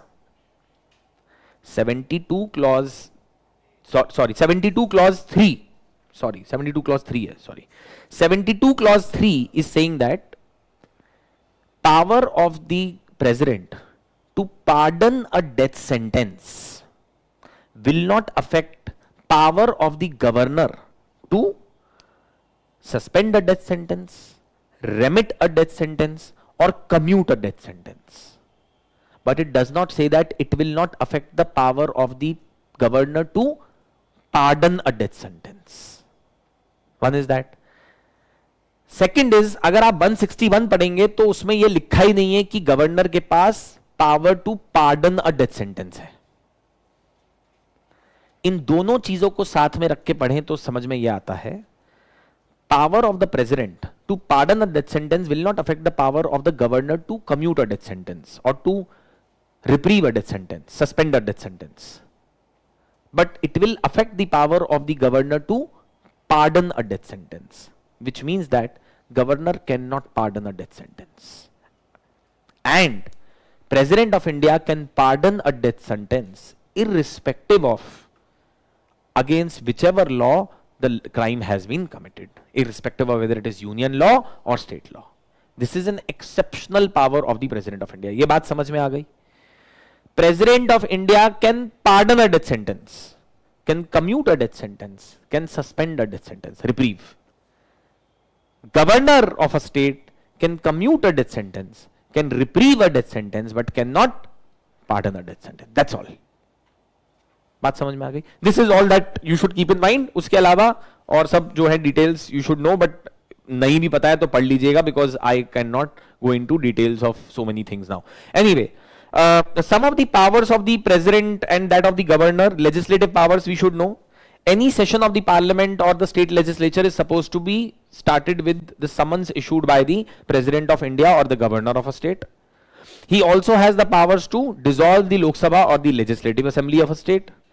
Another important power is that he addresses both the houses of the parliament or the state legislature, president or governor, assembled together at two occasions. One, at the first sitting of the parliament every year, and second, at the first sitting of the newly elected Lok Sabha or legislative assembly. This address of the president or the governor is not his discretionary power. It is actually an expression of the government, which means that by convention, the president or the governor should not make any unnecessary changes in the address that has been given to them by the president, by the union or the state council of ministers. What was done in Tamil Nadu recently is unacceptable. It's as simple as that. Constitutionally, it is not correct. It was done, that's another matter altogether. But having said that, let me also tell you, there has been an instance where the President of India has also done something, some tinkering with the address given to him by the Union Council of Ministers, and that was when Dr. Kalam had become the President of India, when he was addressing the newly elected Parliament in 2004, both the houses assembled together. Before beginning his speech, he added a couplet from a famous poet of Tamil Sangam, and that was a change that was made by him. But see, that was just an addition that was made, and that addition was not with any intention to bring any kind of political storm. What the governor of Tamil Nadu did was to explicitly remove some of the words, or to not speak some of the words or some of the things which were mentioned in his address. Another important thing, when the president or the governor make this address, this is followed by a discussion in the house. Both the houses go their own ways, they discuss the address of the president, and then after that there is a vote of thanks that takes place, vote takes place to the president's address. Some members can even propose amendments to the president address so that it does not go on record fully, and they want some changes to be made to it. If vote of thanks to the president gets defeated in the Lok Sabha, one can say that the government does not have majority in the Lok Sabha, and they should ideally resign. Should they resign? No. But by convention, it means that you do not have numbers in Lok Sabha, because आपने president को speech दी, वो आपका address था, और उसको defeat कर दिया गया opposition के द्वारा, तो that means that you do not have the confidence of the Lok Sabha and you should resign. So it can lead to resignation. It should lead to resignation. No. Does Constitution say anything about this? No. Do remember always, this resignation thing, no. This is never driven by Constitution per se. This is driven by conventions. That you lost no confidence motion, you should resign. Constitution तो no confidence motion की बात ही नहीं करता. तो should क्या होता है? This is just a matter of convention. This is respect for parliamentary traditions. That you have lost the support of the parliament, you or Lok Sabha, you please resign. Right? Now, few other things. What are the discretionary powers of the president and so on and so forth? I don't think that I really need to be spending time on this. Impeachment of the president of India. We all know that the violation of constitution is the ground which has not been defined in the constitution. The removal of the president of India can be carried out as per a vote made by both the houses of the parliament, not by a special majority, but by a majority of 2 by 3rds of the total membership of both the houses, each of the houses of the parliament. Right? So, and then 14 days notice has to be given, and the president can represent himself or can be represented by someone to defend himself while the proceedings take place, etc. And all of those things is another thing that you have to keep in mind. And isme bhi, what we have to keep in mind is that there is a house that prefers the charges, and then there is a house that investigates the charges or causes the charges to be investigated, and so on and so forth. But there is no instance that we have seen in the constitutional functioning that has come up in India till now. Let's quickly move on to the provisions related to the governor of a state. Again, provisions are very similar to the provisions of the president of India. Only thing to keep in mind is what we had discussed during PD 365 classes as well. The powers of the president or the governor of a state to reserve a bill that has been passed by the legislative assembly of the state under article 200 of the Indian constitution. ठीक है, तो वो एक चीज ध्यान रखिएगा. और दूसरा, मैं अगेन उसमें डिस्कशन में नहीं जा रहा हूं बिकॉज हमने पीडी 365 में एम्पल टाइम्स ये डिस्कस किया है. दूसरी चीज, President and Governor of the state enjoy immunities under Article 361 of the Indian Constitution. These immunities are important. Let's quickly look at those immunities because some questions have been asked in prelims examination related to these immunities in the past.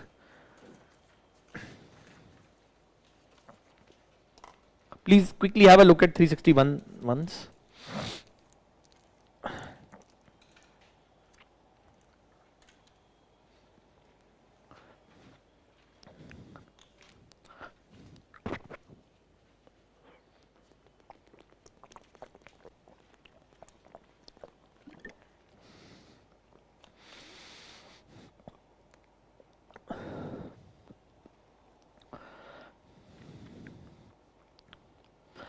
Governor and President are not answerable to the court with respect to the exercise of their official duties.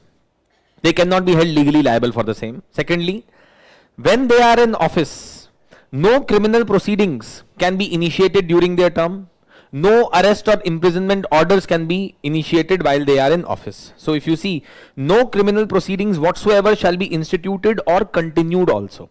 If there was a criminal case that was there against the president or the governor before they entered into office, it cannot continue while they are in office.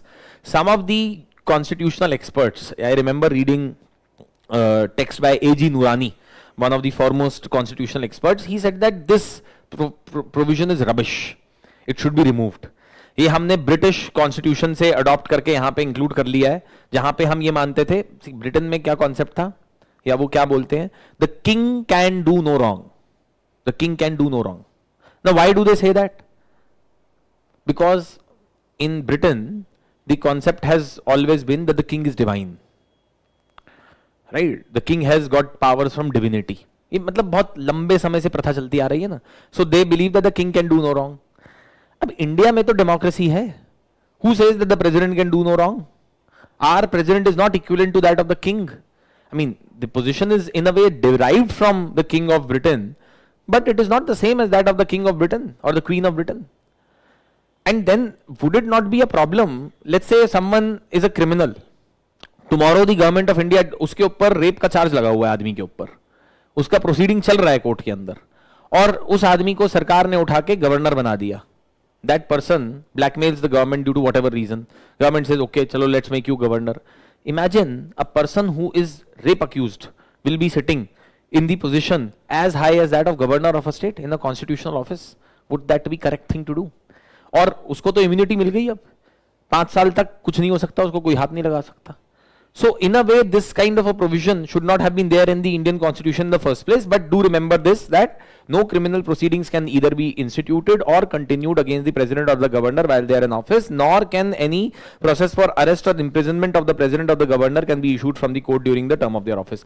Even if civil proceedings have to take place, there is a limitation. No civil proceedings, etc., and so on and so forth, shall be instituted during his term of office in any court in respect of any act done or purporting to be done by him in his personal capacity, whether that act was done before or after he has entered the office, unless there are at least 2 months notice that is given to the president or the governor before any civil proceeding is initiated against him.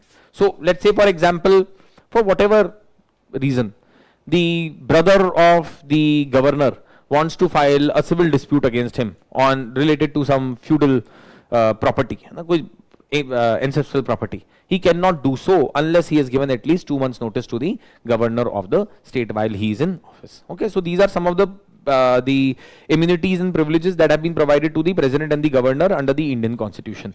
With respect to the provisions of the prime minister and the council of ministers, one of the things that we need to keep in mind is that the prime minister is appointed by the president. But again, this is not कि president जिसको चाहे prime minister appoint कर सकता है. Conventions of the parliamentary system come into picture. The president should ideally appoint any particular person as the prime minister who they think would be able to enjoy majority in the Lok Sabha, right? So now that could be if there is a clear majority which has been secured by any particular political party or a pre-poll alliance, very good. But the problem occurs when there is no clear majority. And that's where the discretionary power of the president kicks in. He can decide whether to call the single largest party, whether to call the largest pre-poll alliance, largest post-poll alliance. What he should do in that situation is his discretionary power. But again, that discretionary power should be governed by national interest.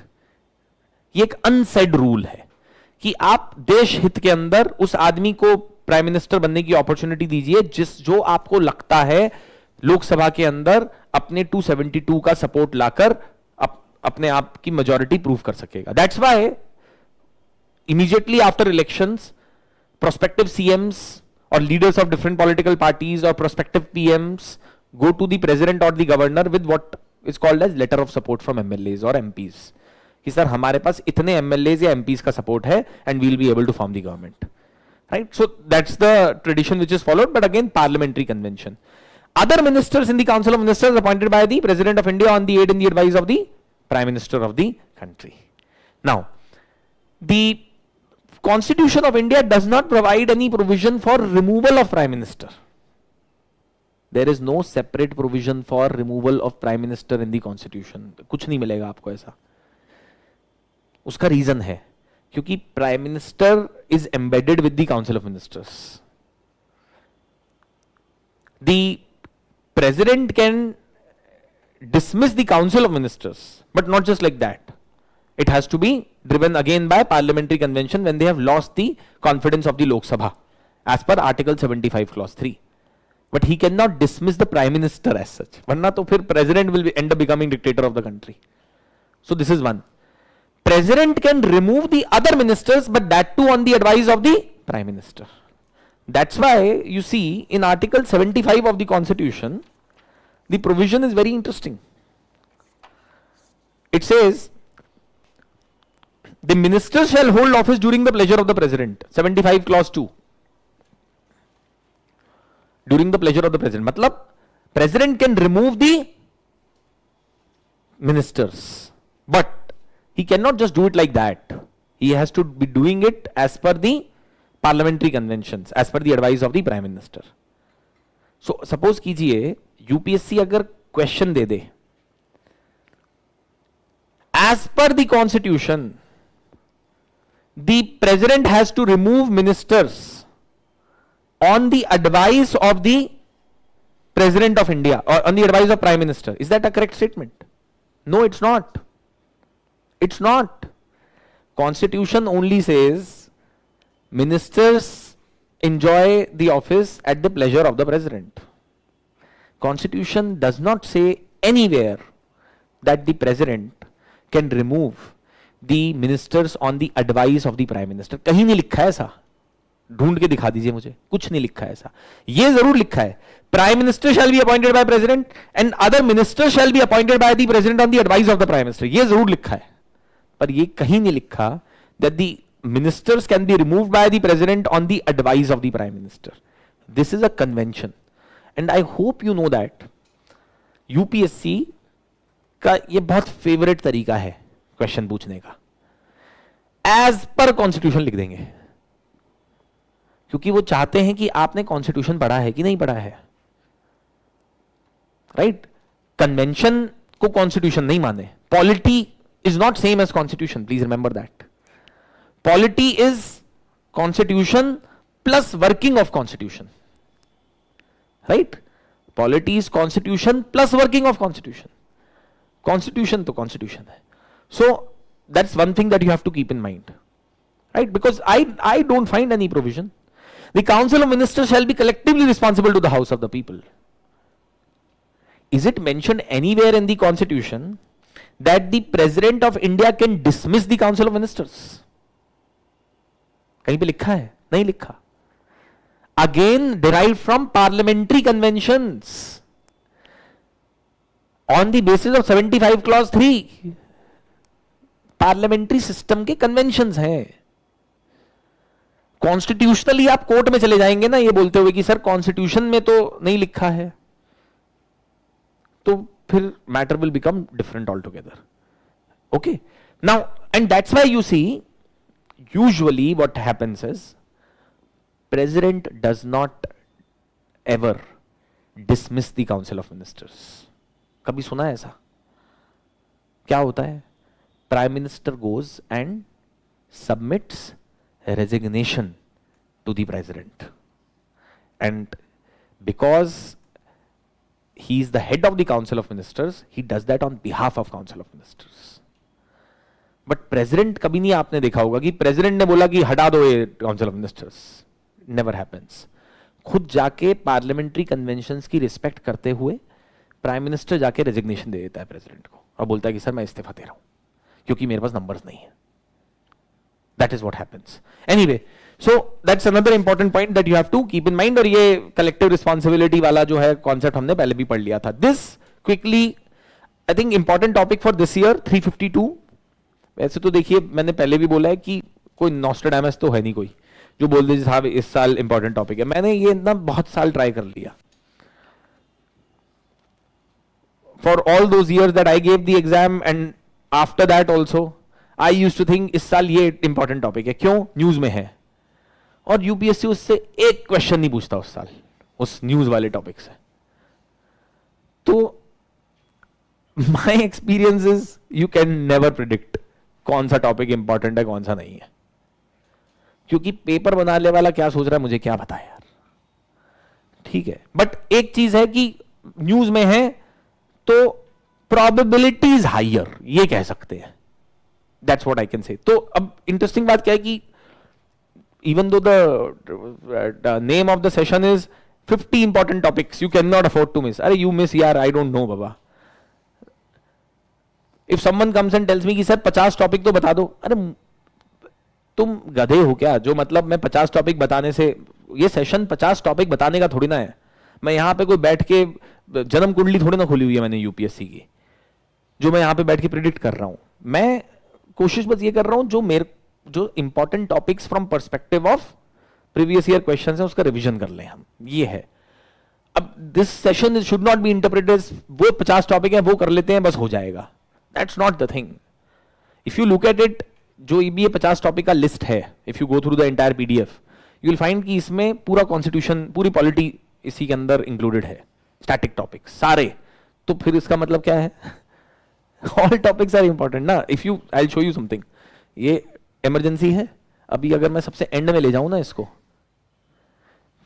Finance commission, legislative relations, supreme court, high court, constitutional body, Lokpal, CBI, citizenship act, सब कुछ ही तो है इसमें.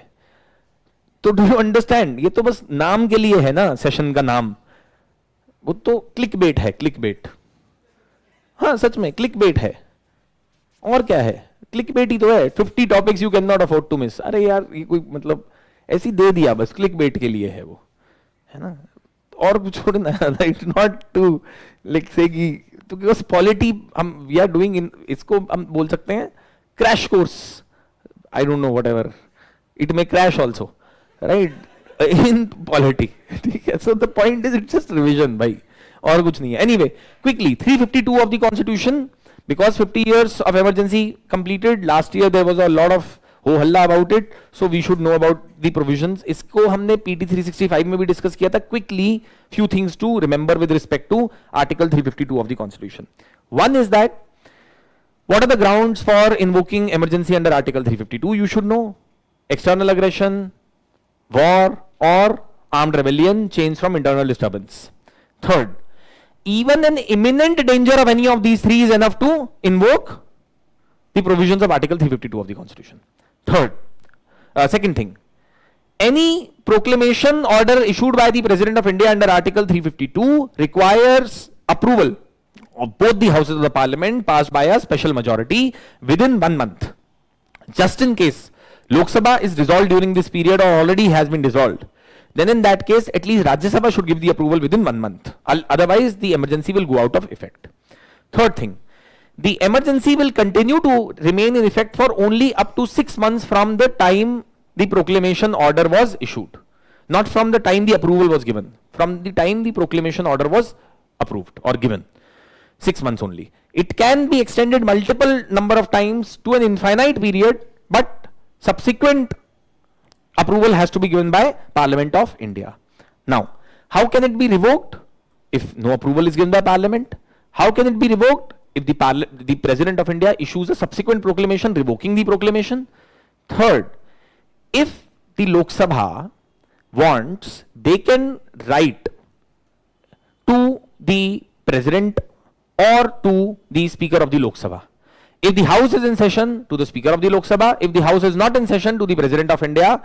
At least 1/10 of the members of the Lok Sabha can give in writing that we want a special sitting of the Lok Sabha to be organized in which we want to pass a resolution to disapprove emergency. If in that meeting or sitting of the Lok Sabha, a majority of the members present and voting pass a resolution for disapproving the emergency, emergency will go out of effect. This was a safeguard introduced by 44th after our experience of 75. This year I think if at all देखिए emergency पे question आएगा proclamation of emergency पे, तो it will be about what you should know what safeguards were introduced by 44th. Armed rebellion introduce कर दिया, instead of infinite period 6 महीना कर दिया, simple resolution majority resolution की जगह special majority resolution कर दिया, right? Those things. और Lok Sabha can specifically pass a resolution to disapprove the imposition of emergency in the country. Then what are the effects of emergency? That also we should know. Effects on fundamental rights, effects on center-state relation, effect on duration of the legislature. Effect on fundamental rights, 358 and 359 of the Constitution. If the emergency has been declared on the grounds of external reasons, Article 19 gets automatically suspended as if it's been removed from the Constitution. And 359 says that the President of India in his order can also suspend the enforcement. That is, he can suspend your powers to approach the court under 32 and 226 with respect to any of the fundamental rights mentioned in that order except 20 and 21. So this also 2021 exception introduced by 44th. Effect on center-state relations. Union gets parallel powers to make laws on state subjects. But this law made by the Union on state subjects is governed by provisions of Article 250. Such a law cannot remain in effect 6 months after the proclamation of emergency has ceased to have effect. So if the proclamation ceases to have effect, uske 6 mahine baad the proclamation would cease to have effect. Is that clear to everyone? Then what is the effect on center-state relations in executive matters? Union becomes competent to issue directions to the state on executive matters as well. For this, read provisions of Article 353. पढ़ लीजिएगा उसको बाद में. Plus, Union can also give powers on executive matters with respect to states to the officers of the Union. मतलब state executive power जो है वो union के ऑफिसर्स को दी जा सकती है on certain matters. Another important thing, the union can suspend the working of provisions related to distribution of revenues between the union and the states while proclamation of emergency is in force. 268 to 279 के जो भी provisions हैं उनको suspend किया जा सकता है to affect the distribution of financial revenues between the union and the states, because as you people would know, there are provisions in our constitution where union gives money to the states, right? And there is an entire sharing of revenues that takes place. All of that can be suspended while proclamation of emergency is in force, and it will continue to remain in effect up till the end of the financial year in which the emergency ceased to have effect. And then the last is, while the proclamation of emergency is in force, Parliament can pass a law and can extend its life. Whose life? Lok Sabha and Legislative Assembly by 1 year at a time. Rajya Sabha is a permanent chamber anyway. Legislative Council is a permanent chamber anyway. But they can extend the life of Lok Sabha and Legislative Assembly by 1 year at a time by passing a law. That's another important point which we have to keep in mind as far as the provisions of 352 are concerned. 356, 360 मतलब अब क्या क्या पढ़ेंगे, but I am not going to that, but एक बार वो उसको भी देख लीजिएगा quickly. See my idea is if we can at least cover till 20 तो कुछ तो मतलब 50 वाली की इज्जत रख ले हम. सो आई एक्चुअली इनिशियली जब आया था दिमाग में तो मैंने 25 टॉपिक सोचा था, 30 सोचा था, फिर मैंने उसको 50 कर दिया. फिर देन आई रियलाइज कि ये तो बहुत लॉन्ग शॉट हो गया, because if we have to do justice to the topics, then it will take time. Anyway, all of this quasi federal interstate council वगैरह ये सब तो क्या ही इसमें पढ़ें, ये छोड़ देते हैं. यहां आते हैं ना, this is important. State reorganization, article 1 2 3 of 1 2 3 4. Okay, now let's talk about quickly about article 3, because again it's coming in news again because there is a debate that is going on कि केरला का नाम change कर दिया जाए. So now the point is, I really don't understand the fascination of people of this country to change the names of things and states. कुछ real governance करें तो बात है, ये रोज नाम बदलने वाला जो काम है ये भगवान ही जानता है क्यों, मतलब क्या इनको आन पड़ी है ये सब चीजें करने की. Anyway, Article 3 of the Indian Constitution says that Parliament by law may alter the boundaries, may alter the area, may merge multiple states into one state, divide one state into multiple states, and do the same with union territories as well by making a law. And they can even alter the name of a state. The only thing to keep in mind is that there is a special provision to be followed for this. Any such bill in the Parliament cannot be introduced without the recommendation of the President of India. Second, before the President recommends the bill to the Parliament, he must send such a bill to the state legislatures, those who are involved in this process, not the UTs. You don't need to send it to the legislatures of the UTs. Okay, you need to only send it to the legislatures of the states, those who will be involved in this rearrangement process. And state legislature, both the houses must express their opinion on this particular matter. Now, the opinion of the state legislature is not binding on the Parliament of India. If the state legislature does not respond within a given period of time given by the President of India, the Parliament can go ahead and do whatever it wants to. In exceptional cases, they can ask for extended time period as well, which the President may allow them to, and then they can respond in that particular time period. But their opinion does not really have much of a significance.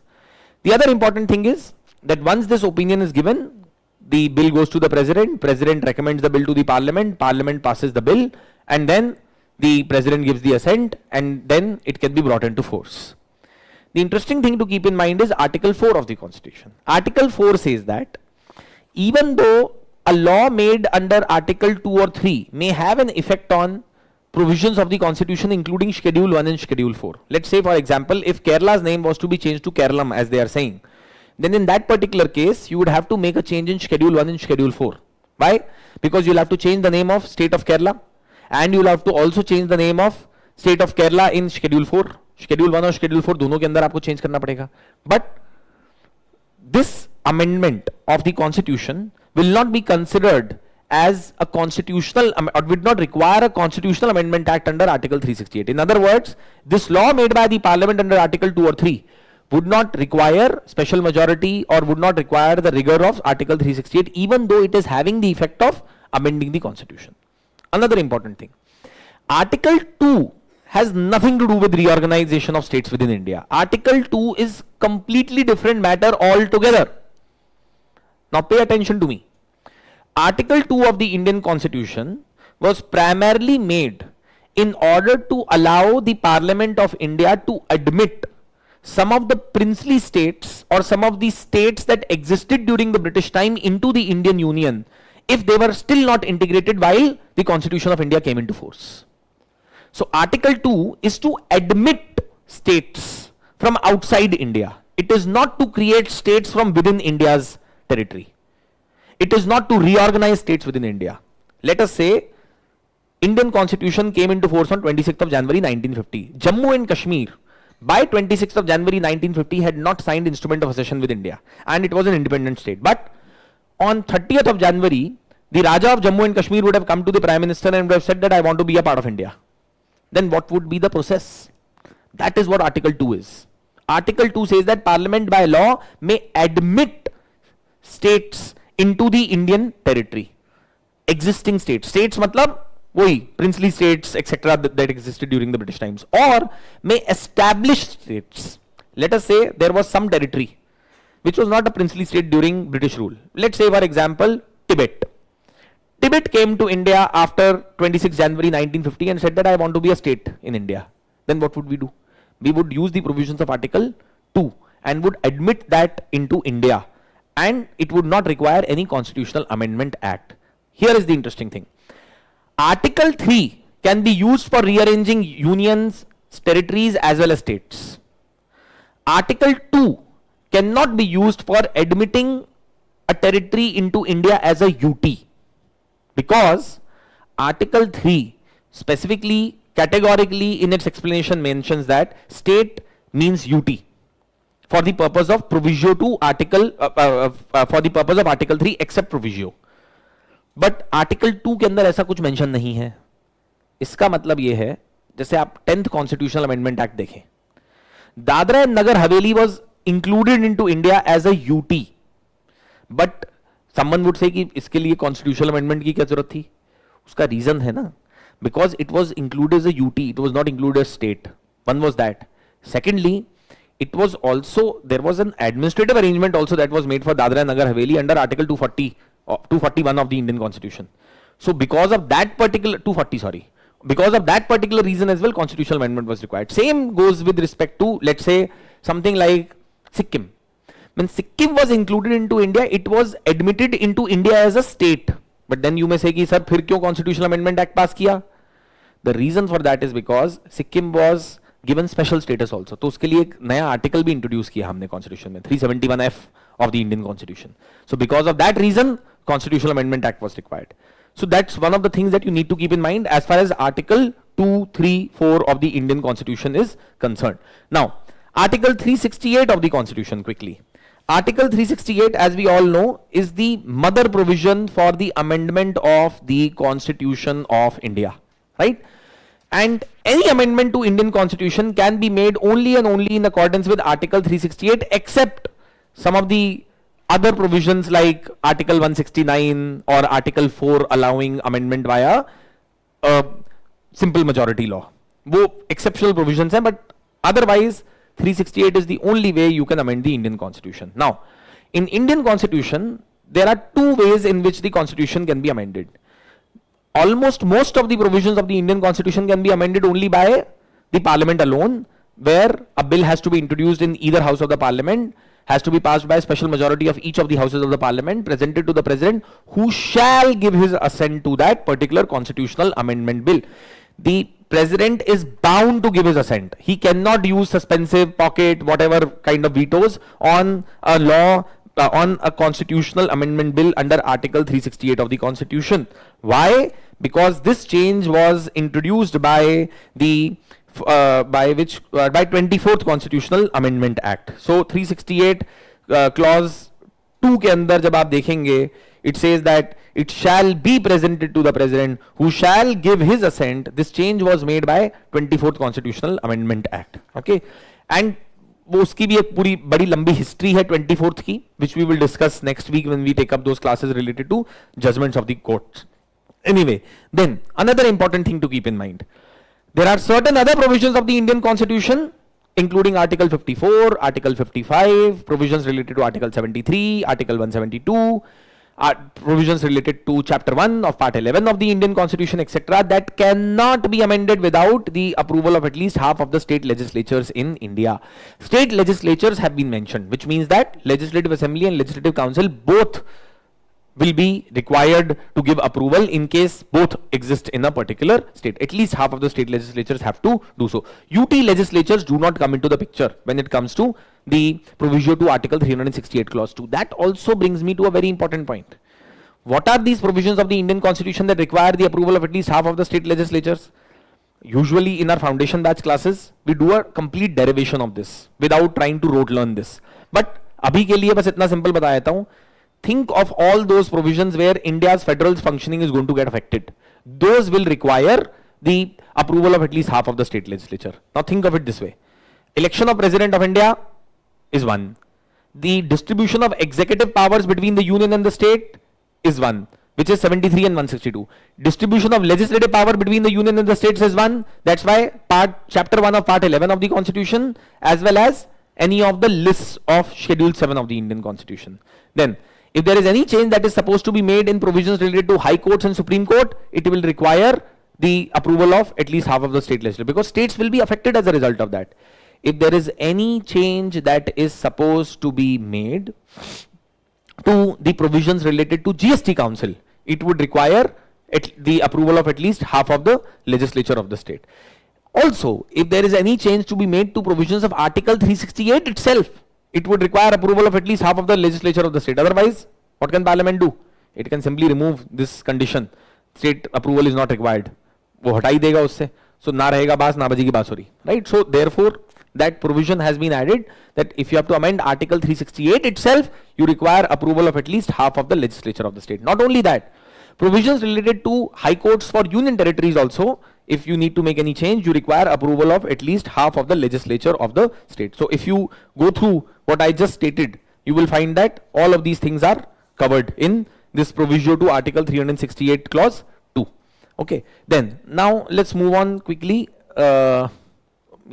Constitutional amendments, you should know some important constitutional amendments. You should first to pata hi hona chahiye. You should know 42nd, you should know 24th, you should know 25th, you should know the 52nd, you should know the 85th, you should know the 86th, you should know the 91st, you should know 93rd, 103, 102, 106. ये जो important सबसे constitutional amendments और recent वाली तो सारी पता होनी चाहिए. अब आपको ये नहीं पता कि 99th क्या थी, then it's a problem. Because it was related to such an important matter like NJC, right? If you do not know 86th, it made a significant change to fundamental rights. It added right to education. It added fundamental duty. It changed the DPSP. So you should know some of the most important constitutional amendments. Can you remember all? No. Do you need to remember all? I don't think so. Can UPSC still ask a difficult question on this? Yes, why not? But my point is that you should first do what is basic minimum. If at all later on you have the energy and the bandwidth and the time and all of that, you remember all. But first try to do the most basic things, right? First try to know first kya tha, first try to know 7th kya tha, first try to know the what was the 42nd or 24th or 25th, उसके ऊपर ज़्यादा focus कीजिए rather than trying to go through everything, because then it will become a massive task for you to take over. ये जो basic structure and doctrine of basic structure, Keshwananda Bharati case and all this entire debate related to 13, 368, etc. we will take up in the classes when we will have these classes on the judgments of the court. So I am skipping this. Then preamble to Constitution. What are the kind of questions that are asked on this? One, that can the preamble of the Indian Constitution be amended? The answer is yes. Why? Because it's a part of the Constitution. This provision, this understanding was changed in Keshwananda Bharati. Earlier court said, no, it's not a part of the Constitution. So if it's not a part of the Constitution, how can you use the provisions of Article 368 to amend something which is not a part of the Constitution? Now, why is it a part of the Constitution? Because the court said that it was adopted in the same manner like any other provision of the Constitution.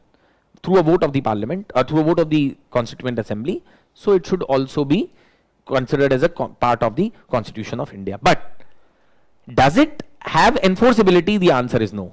Can I say that in the preamble it is mentioned that there should be justice, economic, and that's not happening in the country? There is inequality in the country, economic inequality.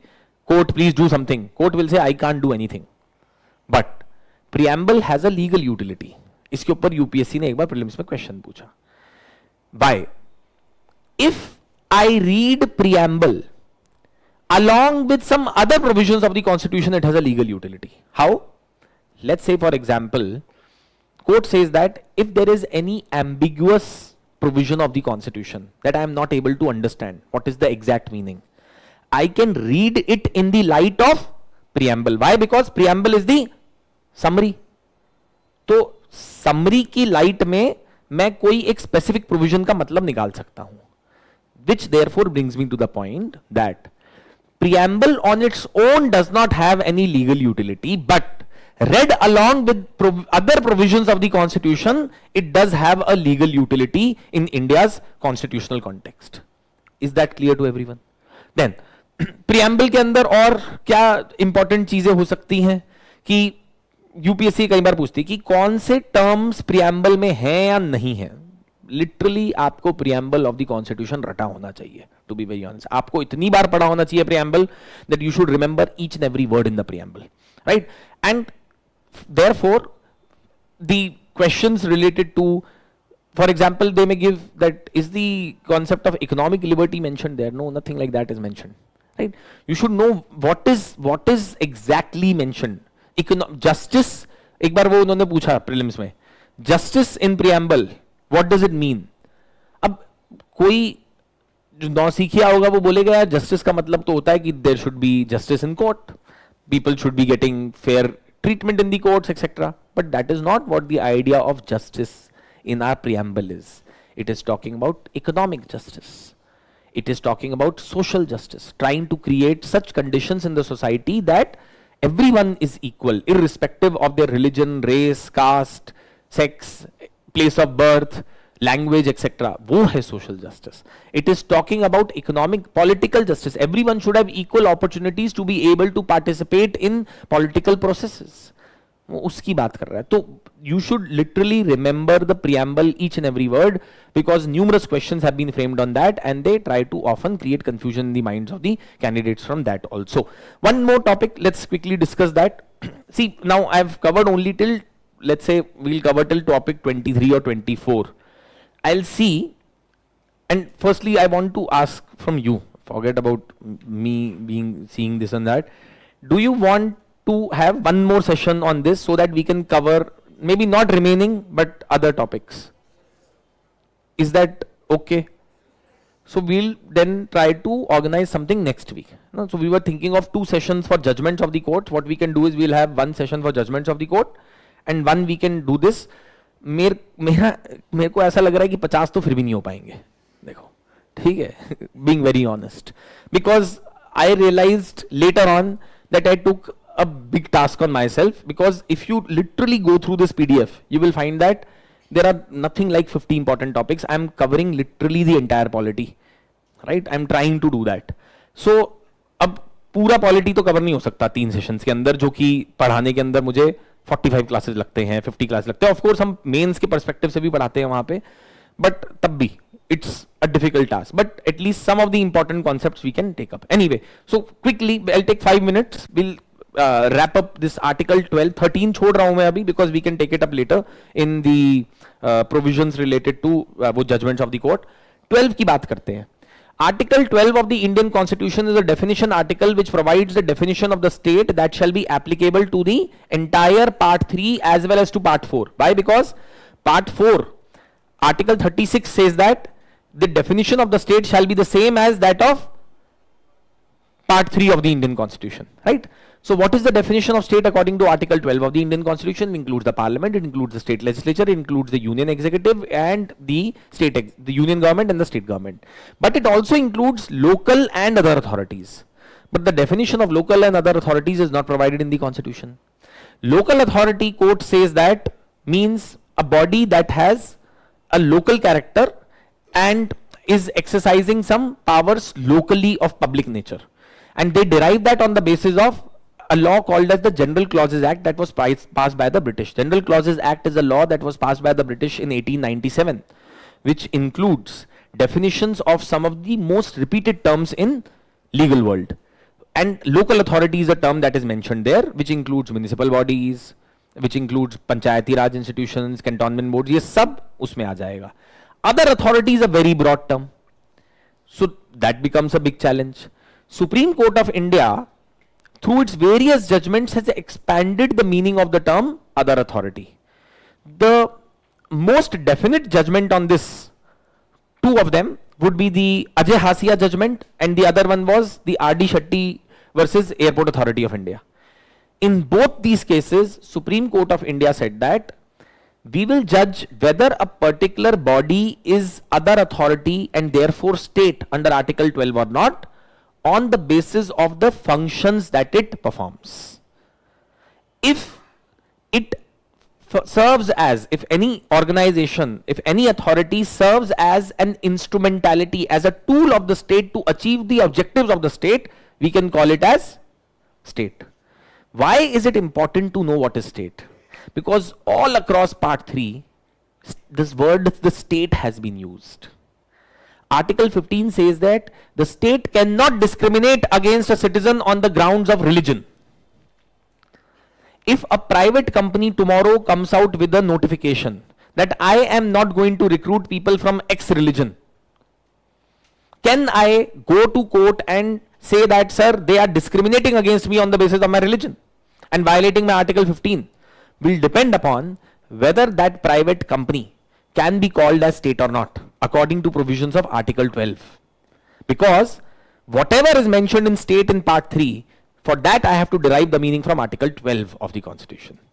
So let's say, अब court ये कहती है, अगर कोई एक substantially funded company है, private company by the government, for example, if there is a private company जिसका 60% ownership government के पास है, and it is performing some significantly important public function, like let's say for example it is involved in providing the basic amenities to the citizens, including let's say supply of water, and 60% control is with the government, we can call it a state.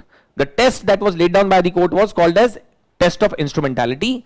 Some of the aspects of that instrumentality test have been laid down here, have been mentioned here. You can read it later, just in case if you don't know that. I don't think UPSC will ask this, okay?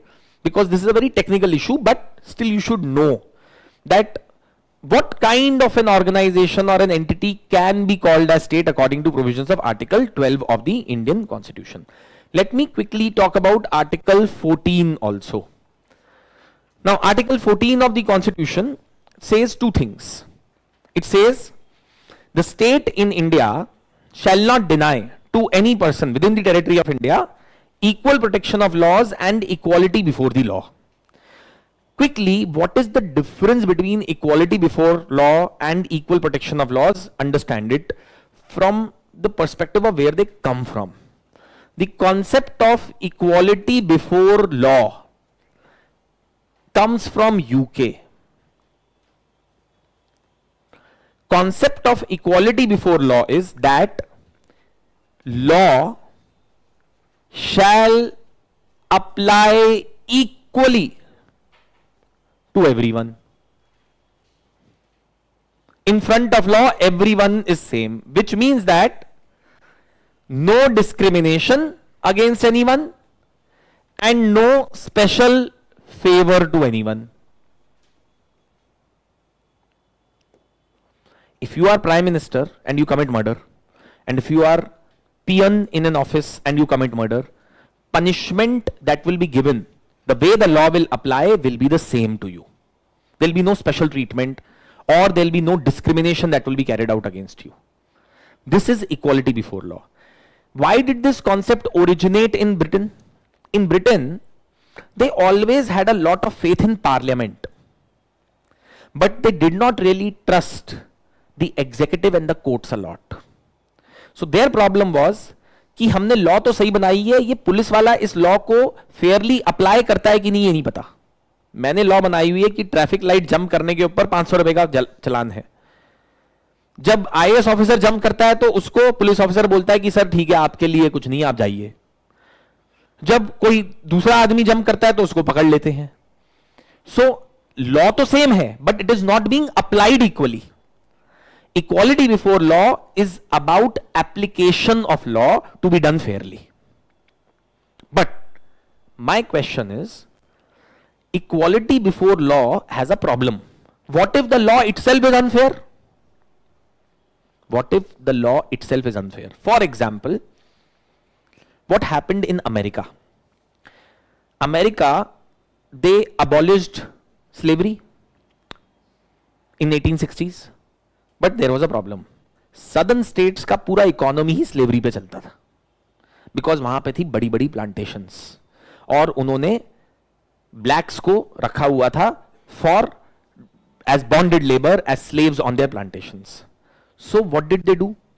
They made a law. They said that if any person, अब जैसे ही slavery खत्म हुई तो क्या हुआ? जो भी slaves थे वो फ्री हो गए सब, but they did not have any job and they did not have any land, so they were jobless. So the Americans in southern states made laws, black codes. One of these laws was that if you are unemployed, if you are not doing any work, you can be taken and made to do work compulsorily. आपको पकड़ के जानबूझ के काम करवाया जाएगा, right? अब now the thing is, this law itself is unfair. Application की बात छोड़ दो. To white people this law has no meaning, because white people are educated, or they have some land, or they already have some work to do. It's the blacks, those who have been freed recently, they don't have any work. इनके पास कोई काम नहीं है. So the problem is that even though you are saying that the law will apply equally to everyone, but to be honest, the law has been specifically made to discriminate against the blacks. Do you understand? The former slaves. So in America they realized that भाई ये equality before law concept काम नहीं करता. What if the law itself is unfair? The law also should be fair. And if at all law discriminates between people, it should have some basis, it should have some rationale. For example, let me give another example. Suppose कीजिएगा, tomorrow the BCCI comes out with a rule, or the government of India comes out with a rule that any cricket team, state cricket team in India, which does not have more than 10 lakh population, cannot have Ranji matches on their home ground. Someone will say that, or 20 lakh population, someone will say that कि ये तो law है, अब इसको equally apply करना है. Equality before law के concept से ये law ठीक है. This law passes that test if this law is applied fairly. But from the concept of equal protection of laws, this is unfair. Why? Because this law is specifically discriminating against, let's say, northeastern states. Because they are the only ones, those who have population less than 20 lakhs or 30 lakhs or whatever the limit that has been set. ये जानबूझ के उन्हीं के लिए law बनाई गई है, उनके अगेंस्ट डिस्क्रिमिनेट करने के लिए, जिससे कि उनकी टीम अपना मैच होम ग्राउंड पे ना खेल सके. So the point is that equal protection of laws is a concept that is coming from America, from US, because they realize that fair application of law is not enough. Law itself should be fair, which means that law should not be discriminatory. One is, there should be no discrimination in application of law. So this one is putting limitations on executive and judiciary. This one is putting limitation on the legislature itself. This is what the concept of equal protection of law is. But equal protection of law also means that it is possible that your law may have discrimination, but there needs to be a rationale. And that is what the Supreme Court in India says, that there has to be a rational nexus between the criteria of discrimination and the objective of discrimination. You are saying that students from scheduled caste category will have to get lesser marks to qualify for the exam. Why are you giving special privilege to them? My rationale is because scheduled caste candidates are very less in government services. We need to increase their representation. And therefore, the marks for their qualification has been set low in order to achieve that justice. That's why this discrimination. If I can justify that the objective and the criteria for discrimination, objective of discrimination and criteria of discrimination is related to each other, then it is okay. This is what the concept of equal protection of laws is. Now the question that should arise in your mind is कि भाई हम फिर सिर्फ equal protection of law लिख देते अपने constitution में, हमने equality before law क्यों लिखा फालतू में? There are 2-3 reasons for that. One is that our Constituent Assembly wanted to show that our constitution has amalgamated US and UK systems both, because हर तरीके के perspective को हम include करना चाहते हैं. One. Secondly, we also felt that जब हम दूध का जला छाछ भी फूक फूक के पीता है, we had already realized that we could just mention equal protection of laws and that would have been enough, but we did not know. Suppose कीजिए लॉ तो डिस्क्रिमिनेटरी नहीं बनी पर फिर भी उसको अप्लाई डिस्क्रिमिनेटरी तरीके से किया जा रहा है, तो पुलिस जो है फिर भी डिस्क्रिमिनेट करती है दो लोगों के बीच में, वो रोकने के लिए हमने इक्वल प्रोटेक्शन ऑफ लॉ भी साथ साथ लिख दिया, nothing else. So our constitution incorporates both equality before law, equal protection of laws.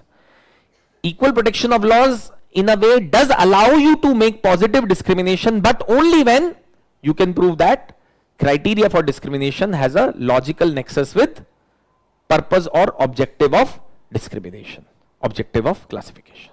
Is that clear to everyone? So reservations, if they are being done in government jobs or in government institutions, they are being done not for just anyone. They are being done for those sections of the society whose representation we want to increase in government services, whose education has always been affected because of societal discrimination and whose education we want to promote. So I can make provisions to classify a certain section of the society, but it has to be related to the objective for which that classification is being done. That's all. Right?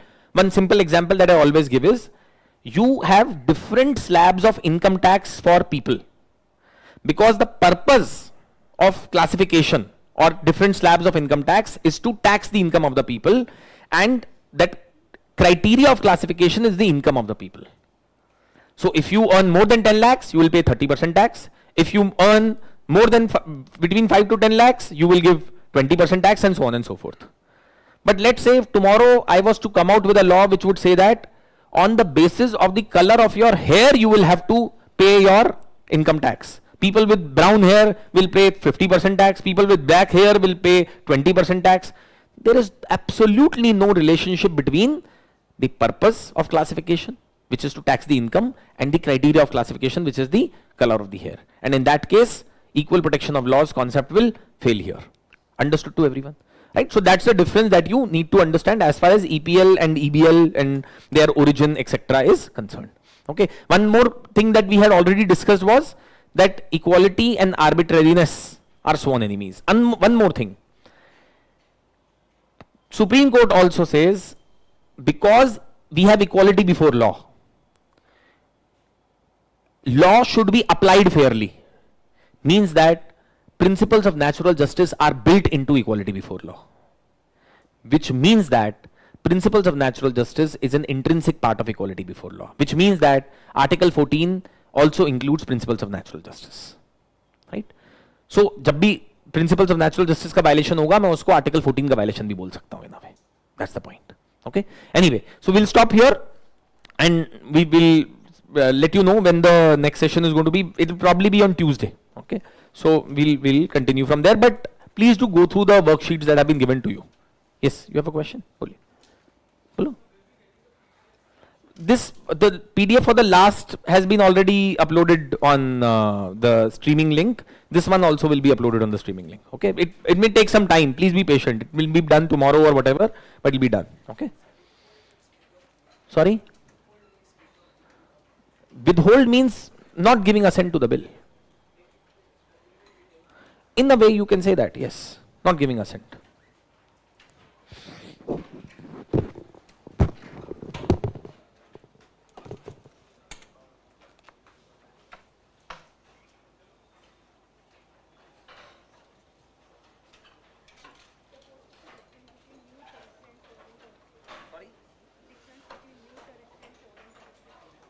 God knows what they mean by this. A strong foundation means three things. Learn in the right sequence so subjects reinforce each other. Apply early through answer writing and testing. Correct continuously through proper diagnosis and feedback. This is what the GS Foundation course at Vision IAS is built around. Connected GS coverage, not isolated subjects. Early writing and testing, not last-minute panic. Diagnostic test analysis with clear corrective steps. Current affairs organized into usable themes for prelims and mains. Regular mentorship to prevent drift. Effort is common, structure is rare. If you are serious about UPSC, start by getting the foundation right. Upcoming classroom batches: Karol Bagh 9 March 11 am, 13 March 8 am and 24th March 5 pm. And GTB Nagar batches for English 17 March 8 am, 25 March 6 pm. And for Hindi 16 March 11 am. For more details, visit our website or call us on the given numbers. UPSC 2027 का लक्ष्य जितना बड़ा है उसे पाने की योजना भी उतनी ही स्पष्ट और संगठित होनी चाहिए। विजन आईएएस लेकर आया है क्लासरूम फाउंडेशन कोर्स 2027 के 12 से 14 महीनों का एक ऐसा सुव्यवस्थित कार्यक्रम है जहां आपकी तैयारी एक अनुशासित और वैज्ञानिक ढांचे में आगे बढ़ती है। यहाँ क्लासरूम लर्निंग के साथ साथ आपको मिलता है लाइव और रिकॉर्डेड सेशंस का विकल्प, जिसे आप अपने व्यक्तिगत ऑनलाइन पोर्टल के माध्यम से कभी भी और कहीं भी एक्सेस कर सकते हैं। तैयारी के सफर को और भी प्रभावी बनाती है हमारी व्यक्तिगत क्लासरूम मेंटरिंग। हमारे एक्सपर्ट मेंटर्स नियमित मार्गदर्शन और स्मार्ट स्टडी मैनेजमेंट के जरिए आपकी तैयारी को एक सही दिशा और गति प्रदान करते हैं। शैक्षणिक दृष्टिकोण से देखें तो यह कोर्स मुख्य परीक्षा के सामान्य अध्ययन के चारों प्रश्न पत्रों, सीसेट और निबंध का व्यापक कवरेज सुनिश्चित करता है। विषयों की समसामयिक समझ विकसित करने के लिए मासिक करंट अफेयर्स मैगजीन और रिवीजन क्लासेस के साथ साथ पीटी 365 और मेंस 365 की विशेष कक्षाएं भी इस कार्यक्रम का अनिवार्य हिस्सा हैं, ताकि स्टैटिक और करंट अफेयर्स के बीच एक सटीक संतुलन बना रहे। तैयारी की गहराई मापने के लिए निरंतर अभ्यास अनिवार्य है, इसलिए डेली असाइनमेंट और साप्ताहिक मिनी टेस्ट के साथ साथ मासिक प्रीलिम्स और मेंस टेस्ट के माध्यम से आपकी प्रगति का निरंतर आकलन किया जाता है। इस कार्यक्रम की शक्ति है हमारी प्रतिष्ठित ऑल इंडिया टेस्ट सीरीज, जिसमें प्रीलिम्स के 35, मेंस के 30, सीसेट के 25 और निबंध के 5 टेस्ट का समावेश है।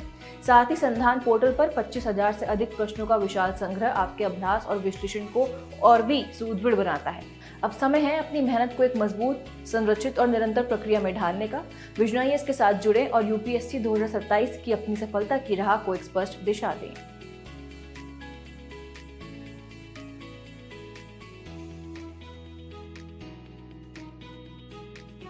You ready to face prelims head on? Because prelims is not just about knowledge, it's about performance under pressure. That's where Abhyas, the All India Prelims, GS plus CSAT mock test comes in. Designed as a true exam simulation, Abhyas recreates the real UPSC. Prelims experience the same pattern, the same time constraints and the same intensity. It places you in a national arena, competing with aspirants across India, backed by an all-India ranking that reveals your true standing. Attempted by 1 in 3 top 50 rankers, Abhyas has become a trusted benchmark for serious aspirants. With detailed post-test analysis, live discussions and complete syllabus coverage in both English and Hindi, it ensures your preparation is not just extensive but exam-ready. 3 full-length offline simulations will be conducted across 100+ cities on 5th April, 19th April and 10th May. From 9:30 am to 11:30 am for General Studies, that is Paper 1, and 2:30 pm to 4:30 pm for CSAT, that's Paper 2. Challenge your preparation, test your performance. For more information or register, visit our website or call us on the given number. Prelims is not just about reading the syllabus, it's about understanding how UPSC converts the syllabus into questions. The most reliable way to understand that is through previous year's questions. At Vision IAS, Prelims PYQ Plus 2026 is designed to analyze 15 years of UPSC GS Prelims PYQs and turn them into a clear, exam-focused preparation plan. Starting from 25th February 8 am, in this program, PYQs are mapped subject-wise and topic-wise to identify high-yield areas. Trends and difficulty levels are analyzed to understand how the paper is evolving. Static and current affairs are taught together, the same way they appear in the actual exam. Practice is supported through Sandhan, with 25,000 plus MCQs, performance analytics, and AI-based doubt support, so improvement is targeted and measurable. The approach is structured into a 25-day focused program with live and recorded classes and personalized mentoring to keep preparation precise and exam-oriented.